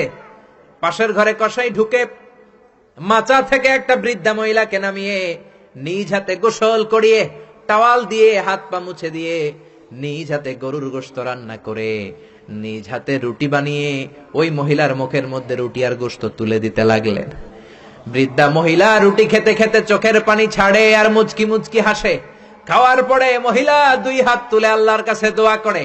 মহিলারে খাওয়ানোর পরে বাটির মধ্যে রুটি আর গোশত এনে কসাই বলে, ও ভাই মুসাফির, আপনার রাতের খাবার খান, রাতের খাবার খেয়ে আপনি ঘুমিয়ে যান, সকালে যাবেন আপনি আপনার পথে, আমি যাব আমার দোকানে। সাইয়েদনা মুসা বলেন, পরে খাবো, আগে বলো বৃদ্ধা মহিলাটাকে। কসাই বলে, এই মহিলাটা ছাড়া দুনিয়ায় আমার আর কেউ নাই, আমি ছাড়াও এই মহিলাটার আর কেউ নাই, এই মহিলাটার কেউ নাই, এই মহিলাটা হলো আমার জনম দুঃখিনী মা। মা ছাড়া আমার পৃথিবীতে আর কেউ নাই, আমি ছাড়াও আমার মায়ের আর কেউ নাই। প্রতিদিন গোশত কেটে ভালো একটা গোশতের টুকরা এনে আমার মারে আমি খাওয়াই, নিজ হাতে গোসল করাই, মার গা টাওয়াল দিয়ে মুছে দেই, রুটি বানিয়ে গোশত রান্না করে মায়ের মুখে খাবার তুলে দেয়, আমার মা দোয়া করে। সাইয়েদনা মুসা বললেন, পাশের রুম থেকে তোমার মা কি দোয়া করেছে? বিড়বিড় বিড়বিড় করে একটা শব্দ কানে আসলো, অস্পষ্ট আওয়াজ, কি বলেছে আমি বুঝি নাই, কি দোয়া করেছে তোমার মা বলো। কসাই বলে, গত 20 বছর যাবত আমার মা একটা পাগলা দোয়া করে, আমি জানি কোনোদিন এই দোয়া কবুল হবে না। সাইয়েদনা মুসা বললেন, আরে ভাই বলোই না, কি দোয়া? কসাই বলে, আমার মা আমার উপর খুশি হয়ে প্রতিদিন খাওয়ার পরে হাত তুলে আঁচল পেতে আল্লাহর ডেকে বলে, আল্লাহ আল্লাহুম্মা জাআল ইবনি জালিসা মুসা ইয়াউমাল কিয়ামা। ও আল্লাহ, শুনেছি এই জামানার বনি ইসরাইলের সবচেয়ে বড় পয়গম্বর মুসা কালিম, উনি নাকি সবচেয়ে বড় নবী। আমার ছেলের খেদমতে আমি এত খুশি, আমার ছেলের উপরে এত সন্তুষ্ট, আমি আমার ছেলের জন্য দোয়া করলাম। এই জামানার বড় পয়গম্বর মুসা যখন কিয়ামতের দিন বিচার শেষে জান্নাতে যাবে, আমার কসাই ছেলেরে তুমি ওই নবী মুসার সাথে জান্নাতে ঢুকাইয়া দিবা। কবুল করে নিছে কে? আল্লাহ। মুসা আলাইহিস সালাম মনে মনে বললেন, আরে কানেকশন তো এই জায়গায়, কানেকশন তো আসল জায়গায়। এজন্য মায়ের দোয়া ছাড়া এই পৃথিবীতে কেউ বড় নেতা হতে পারে নাই, কেউ ব্যবসায়ী হতে পারে নাই, কেউ মুফাসসিরে কোরআন হতে পারে না, হাফেজ হতে পারে না, মাওলানা হতে পারে না, আল্লাহর ওলি হতে পারে না, তার জীবনে সফল হতে পারে না। চিল্লা এখন ঠিক কিনা? বিশ্বনবী মা বাবার আদর পায় নাই, জন্মের আগেই বিশ্বনবীর বাবা নাই, দাদার কাছে মানুষ, পরে চাচার কাছে মানুষ, মায়েরও বেশি দিন পায় নাই, পেয়েছে মাত্র 6 বছর। মাও দুনিয়া থেকে বিদায়, এতিম নবী একা একা বড় হলেন। হুদাইবিয়ার উমরা করতে যাবেন, 1400 সাহাবীকে নিয়ে বিশ্বনবী রওনা হলেন। সফরের মাঝখানে মায়ের কবর। বিশ্বনবী সাহাবীদেরকে বললেন, ও সাহাবারা, এই যে একটা কবর দেখা যায়, এটা আমার মায়ের কবর। বিশ্বনবীর মায়ের নাম কি? আরো জোরে বলেন।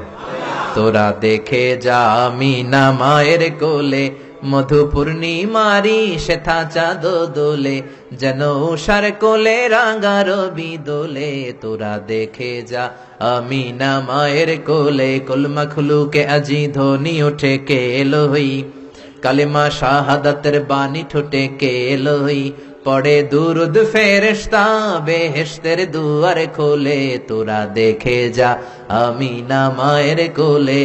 আল্লাহু আকবার। বিষ্ণু বললেন, চিনো নাকি কবরটা কার? এটা আমার আম্মার কবর। আল্লাহর কাছে অনুমতি পেয়েছি মায়ের কবর জিয়ারত করার, কিন্তু খবরদার খবরদার, তোমরাও জিয়ারত করবা, কিন্তু চোখের পানি ছাড়তে পারবা না, কান্না করতে পারবা না। 1400 সাহাবীকে বিশ্বনবী কান্না করতে নিষেধ করে নিজে মায়ের কবরের সামনে দাঁড়িয়ে ছোট্ট বাচ্চার মতো হাউমাউ করে কান্না জুড়ে দিলে। সাহাবীরা বলে এত কাঁদতে আমরা বিশ্বনবীর জীবনেও দেখি নাই। বিশ্বনবী নিজেকে সামলে রাখতে পারছেন না, ছোট বাচ্চার মতো হাউমাউ করে কাঁদে। বিশ্বনবীর চোখের পানি দেখে 1400 সাহাবাও কান্না জুড়ে দিল। বিশ্বনবী সাহাবীদের দিকে তাকিয়ে ধমক দিয়ে বলে, তোমরা কাঁদো কেন? আমি না বলেছি কাঁদবা না? সাহাবারা বলে, নবী গো, আপনারে আমরা আমাদের কলিজার চাইতে বেশি ভালোবাসি। আপনার চোখ দিয়ে কোনো কারণে পানি নামতে দেখলে আমরা আমাদের দুটি চোখ শুকনা রাখতে পারি না, আমাদের চোখ দিয়েও পানি চলে আসে। বিশ্বনবী বললেন, আদ্রাকাতনি রাহমাতুহা ফাবাকাইতু। আমার মা যে আমারে ছোটবেলা আদর করেছে, ওই আদরের স্মৃতি আমার মনে পড়েছে। আমার মা আমেনা আমারে জাইতুনের তেল মালিশ করে দিত সারা গায়ে। আমার গায়ের এমন কোন জায়গা নাই যেই জায়গায় আমার মা আমেনা তার দুইটা ঠোঁট দিয়া চুমা দেয় নাই। আমার মা আমারে জামা পরিয়ে দিত, কোলে তুলে আদর করত। ছোটবেলার সেই স্মৃতিগুলো মনে পড়েছে, তাই আমি কাঁদি, তোমরা কাঁদো কেন? সুবহানাল্লাহ কইবেন না? মায়ের আদর পায় নাই, কিন্তু কবরের সামনে দাঁড়িয়ে যারে যারে কেঁদেছেন বিশ্বনবী মুহাম্মদ সাল্লাল্লাহু কানা ইউকাসিমুল আহমান বিল জিআরানা। জিআরানা নামক জায়গায় বিশ্বনবী কুরবানির গোশত বিতরণ করছেন। হাজার হাজার মানুষের লাইন। বাংলাদেশে এরকম হয় না? কুরবানির গোশত বিতরণ হয় না? লাইনে দাঁড়ায় অনেকে।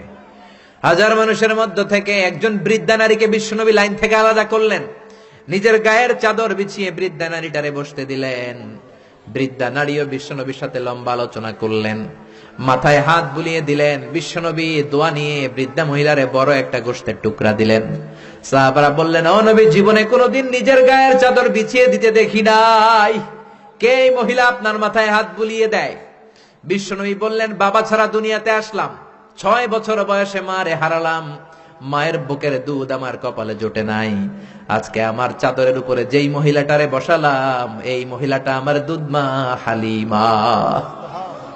এই মহিলার দুধ খেয়ে আজকে আমি তরতাজা নবী মুহাম্মদ সাল্লাল্লাহু। এজন্য মা বাবার খেদমতের দরকার আছে না নাই? আল্লাহর ফয়সালা কয়টা? জোরে বলেন। 1 নম্বরে ইবাদত হবে একজনের, তিনি কে? 2 নম্বরে খেদমত হবে কার? দোয়া নিবেন কার কাছ থেকে? জোরে বলেন, কার থেকে? এজন্য বাবা মার খেদমত করবেন, বাবা মার কাছ থেকে দোয়া নিবেন। জীবনটারে উজালা করে দিবে কে? ইসলাম কখনো একপাক্ষিক কথা বলে না। মনোযোগ দিয়ে শোনার চেষ্টা করেন। ইসলামের কথা দ্বিপাক্ষিক, দুই পক্ষেরই ইসলাম কথা বলে। ছেলেদেরকে বললো ওয়াবিল ওয়ালিদাইনি ইহসানা, মাতা পিতার প্রতি ইহসান করবা, কিন্তু বাবা মারেও বলে দিল তোমাদের জন্য কিছু কাজ আছে না নাই?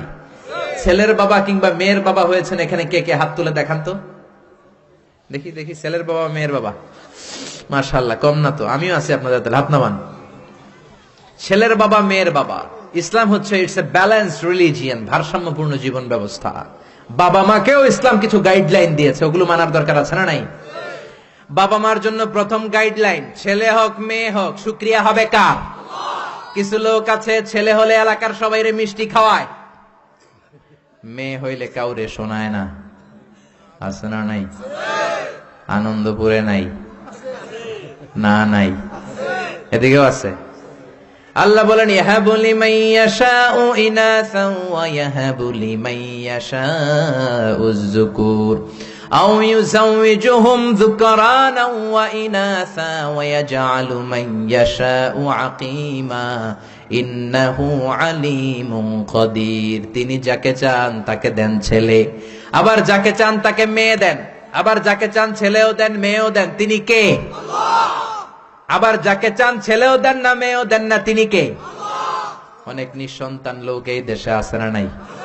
এজন্য বাবা মা যারা আছেন মনোযোগ দিয়ে শুনেন, খরগোশের মতো কানটা খাড়া করেন। আপনাদের কি দায়িত্ব? 1 নাম্বার দায়িত্ব, আল্লাহ ছেলে দেখ মেয়ে দেখ, শুকরিয়া হবে কার? অনেকে মেয়ে হলে না খুশ হয়। বিশ্বনবী বললেন, খায়রুকুম মান বুকিরা বিল উনসা, যে ঘরের প্রথম সন্তান কন্যা হয় ওই ঘরে বরকত নাজিল করে কে? আল্লাহ। যাদের ঘরে কন্যা বেশি তাদের ঘরে বরকত বেশি। কোন সুবহানাল্লাহ। তাইলে বাবা যারা হইছেন, আপনাদের প্রথম দায়িত্ব আল্লাহ আপনারা ছেলে দেখ মেয়ে দেখ, আর রিদা বিল কাদা, আল্লাহর এই কাদাতে আমাদের সন্তুষ্ট থাকতে হবে। চিল্লাই কোন ঠিক কিনা? 2 নাম্বার দায়িত্ব, ছেলে হোক মেয়ে হোক, হওয়ার সাথে সাথে কানের সামনে যে আজান দেওয়ার দরকার আছে না নাই? অনেকে আছে ছেলে হওয়ার পরে, মেয়ে হওয়ার পরে মুয়াজ্জিন সাহেব খোঁজে, ইমাম সাহেব খোঁজে, আছে না নাই? ইমাম সাহেব রে খোঁজেন কেন, মুয়াজ্জিন সাহেব রে খোঁজেন কেন? আপনি নিজেই আজান দিবেন, নিজের ছেলের আজান নিজেই দিবেন। খেয়াল করে শোনেন, বিশ্বনবীর বড় নাতির নাম হাসান, ছোট নাতির নাম হোসাইন। হাসান হওয়ার পরে বিশ্বনবী এত খুশি হয়েছে, বিশ্বনবীকে বলা হলো, ইয়া রাসূলুল্লাহ, আপনার নাতি হয়েছে। বিশ্বনবী তাড়াতাড়ি ঘরে চলে গেলেন, নাতিকে কোলে নিয়ে হাসানের কানের সামনে বিশ্বনবী আজান দিলেন। নিজের ছেলের কানের সামনে নিজেই আজান দেওয়ার দরকার আছে না নাই? প্রত্যেক মুসলমানের আজান কিভাবে দিতে হয়, একামত কেমন করে দিতে হয় জানার দরকার আছে না নাই? আল্লাহু আকবার, আল্লাহু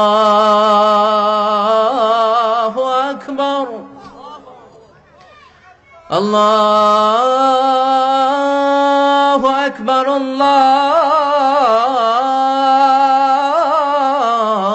আল্লাহু আকবার। বাবা হইছেন, নিজে আজান দিবেন।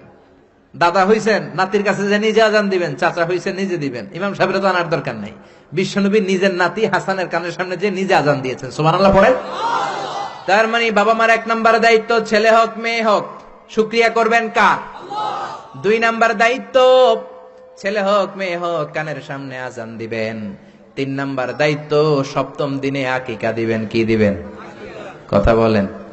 ছেলে হলে 2টা খাসি, মেয়ে হলে 1টা খাসি, সপ্তম দিনেই দিবেন। অনেকে কুরবানির সাথে মিলায় দেয়, না, এটা সুন্নাত না। সুন্নাত হচ্ছে সপ্তম দিনে।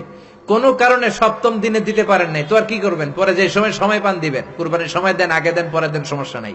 কিন্তু সুন্নাহর উপর যদি আমল করতে চান তাহলে সপ্তম দিনে দিতে হবে। চিল্লায় কোন ঠিক কিনা? বিশ্বনবী ফরমান, কুল্লু গুলামিন রাহিনাতুন বিআকিকা তুযবাহু আনহু ইয়াউমা সাবিহি। প্রত্যেক বাচ্চার আকিকা দিতে হয় সপ্তম দিনে। তারপরে ইউসাম্মা ফিহি, ওই দিনে নাম রাখতে হয়। সপ্তম দিনে সুন্দর একটা নাম রাখার দরকার আছে রাডাই। কি নাম রাখবেন? আব্দুল্লাহ, আব্দুর রহমান, মারিয়াম, সুমাইয়া, এগুলো রাখবেন নাকি ব্রাশ ফায়ার রাখবেন? রাখবেন।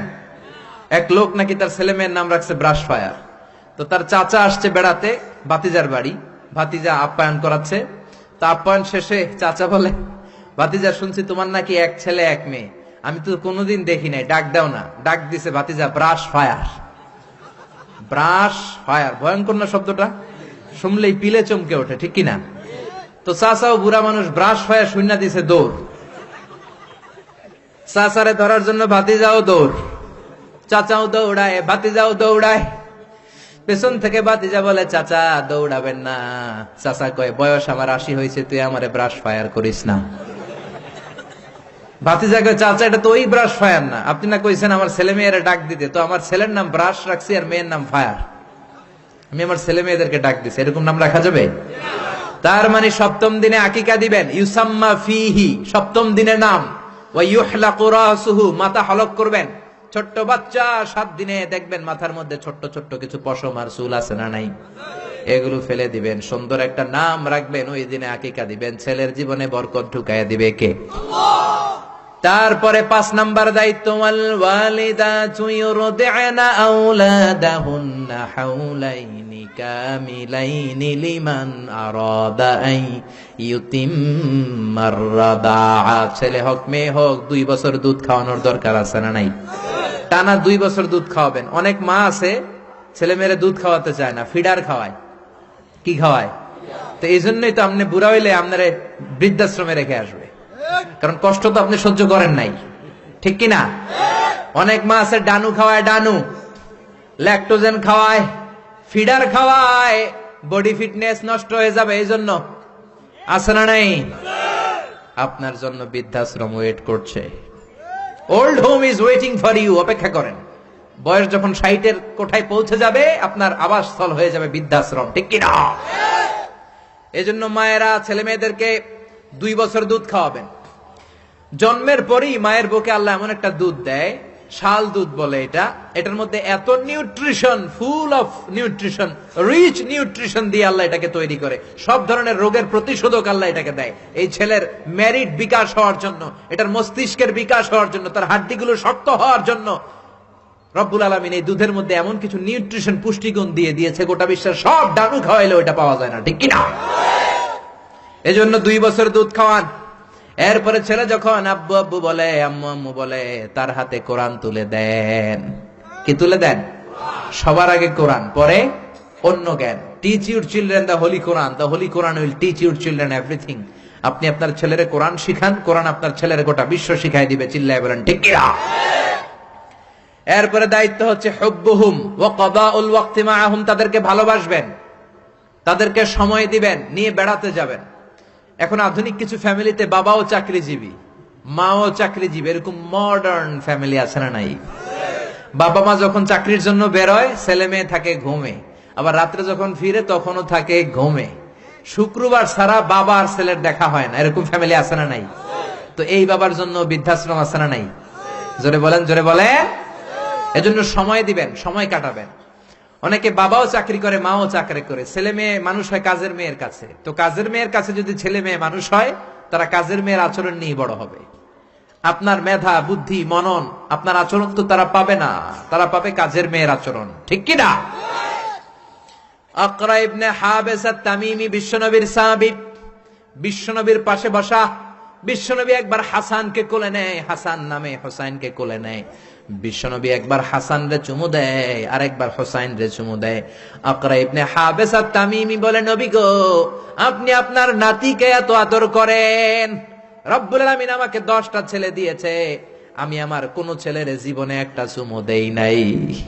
10টা ছেলে, একটা ছেলেরও চুমু দেই নাই, আপনি নাতির এত চুমু দেন, এত আদর করেন। বিশ্বনবী বললেন, খবরদার আকরা, কি কথা শোনালা? মান লা ইয়ারহাম লা ইউরহাম, যে ছোট বাচ্চারে আদর করে না, আল্লাহ তার উপর দয়া করে না, ঠিক কি না? এজন্য বাচ্চাদেরকে আদর করার দরকার আছে না নাই? এরপরে বিশ্বনবী বললেন, মুরু সিবিয়ানাকুম বিসসালাহ ওয়া হুম 7 সিনিন, 7 বছর হলে ছেলে মেয়েদেরকে নামাজের আদেশ দাও। রাজি আছেন? বাবারা মনে থাকবে? বাবা হইছেন যারা, খালি আব্বু আব্বু ডাক শুনতে খুব ভালো লাগে, নিজের দায়িত্বগুলো পালন করতে ভালো লাগে না, এরকম আছে না নাই? 7 বছর হলে ছেলেরা নামাজের আদেশ দিবেন, 10 বছর হলে শাসন করে হলেও নামাজে নিবেন, মসজিদে নিবেন, ঠিক কিনা? আপনি 7 বছর থেকে যদি নামাজের অর্ডার করেন, 8, 9, 10 হওয়ার আগেই ছেলে পাক্কা নামাজি, ঠিক কিনা? অনেক লোক বলে, হুজুর আমার আদরের ছেলে ফজরের সময় উঠতে পারে না, 9টায় ওঠে, 10টায় ওঠে, ছুটির দিনে হুজুর সকাল 12টায় ওঠে, আসে না নাই? আদরের ছেলে ঘুমায়, এজন্য ডাকি না। সকালবেলা যদি ঘরের মধ্যে আগুন লাগে, তখন কি করবেন? আদরের ছেলে আর একটু ঘুমাক, এরকম করবেন? সকালে যদি ভূমিকম্প হয়, বলবেন নাকি আর একটু ঘুমাক? তো দুনিয়ার আগুন থেকে বাঁচানোর জন্য যদি ছেলেরা ডেকে উঠান, জাহান্নামের আগুন থেকে বাঁচানোর জন্য নামাজের জন্য উঠানোর দরকার আছে না নাই? এরপরে জরুরি একটা মাসালা, মনোযোগ দিয়ে শোনেন। বিশ্বনবী বললেন, ইদা বালাগাল আওলাদু 10 সিনিন ফাররিকু বাইনাহুম ফিল মাদাজি, ছেলে মেয়ের বয়স যখন 10 হয়ে যায়, তাদের বিছানা আলাদা করে দাও। ছেলে কিংবা মেয়ে বয়স যখন 10 বছর হয়ে গেলে মেয়ে আর বাবার সাথে এক বিছানায় ঘুমাবে না, ছেলে আর মায়ের সাথে এক বিছানায় ঘুমাবে না, ভাই আর বোন এক বিছানায় ঘুমাবে না। অনেক ফ্যামিলিতে এগুলো মানে না, আছে না নাই? বিশ্বনবী বললেন, খবরদার, 10 বছর হলে বিছানা আলাদা করে দাও। এরপরে বিশ্বনবী শিখালেন, আল্লিমু আওলাদাকুমাস সিবাহা ওয়ার রিমায়া ওয়া রুকুবাল খাইল, ছেলে মেয়েদেরকে সাঁতার শিখাও, তীর মারা শিখাও, ছেলে মেয়েদেরকে ঘোড়ায় চড়া শিখাও। সাঁতার শিখানোর দরকার আছে না নাই? দেখবেন বাবা খুব আদর করে ছেলেরা হাঁটা শিখায়, আব্বু হাঁটো হাঁটো হাঁটো, আব্বু আমাদের ধরো, হাঁটো হাঁটো। তো জমিনে ছেলে রাস্তায় কেমনে হাঁটবে ওটা শিখাইলেন, পোলা যদি পানিতে পড়ে তখন হাঁটবে নাকি? তখন কি করতে হবে? সাঁতার। এজন্য বিশ্বনবী বললেন, আল্লিমু আওলাদাকুমাস সিবাহা, ছেলে মেয়েদেরকে সাঁতার শিখাও। সুবহানাল্লাহ পড়ে। কি কম্প্রিহেন্সিভ গাইডলাইন। এরপরে বিশ্বনবী বললেন, আর রিমায়া মানে তীর মারা শিখাও।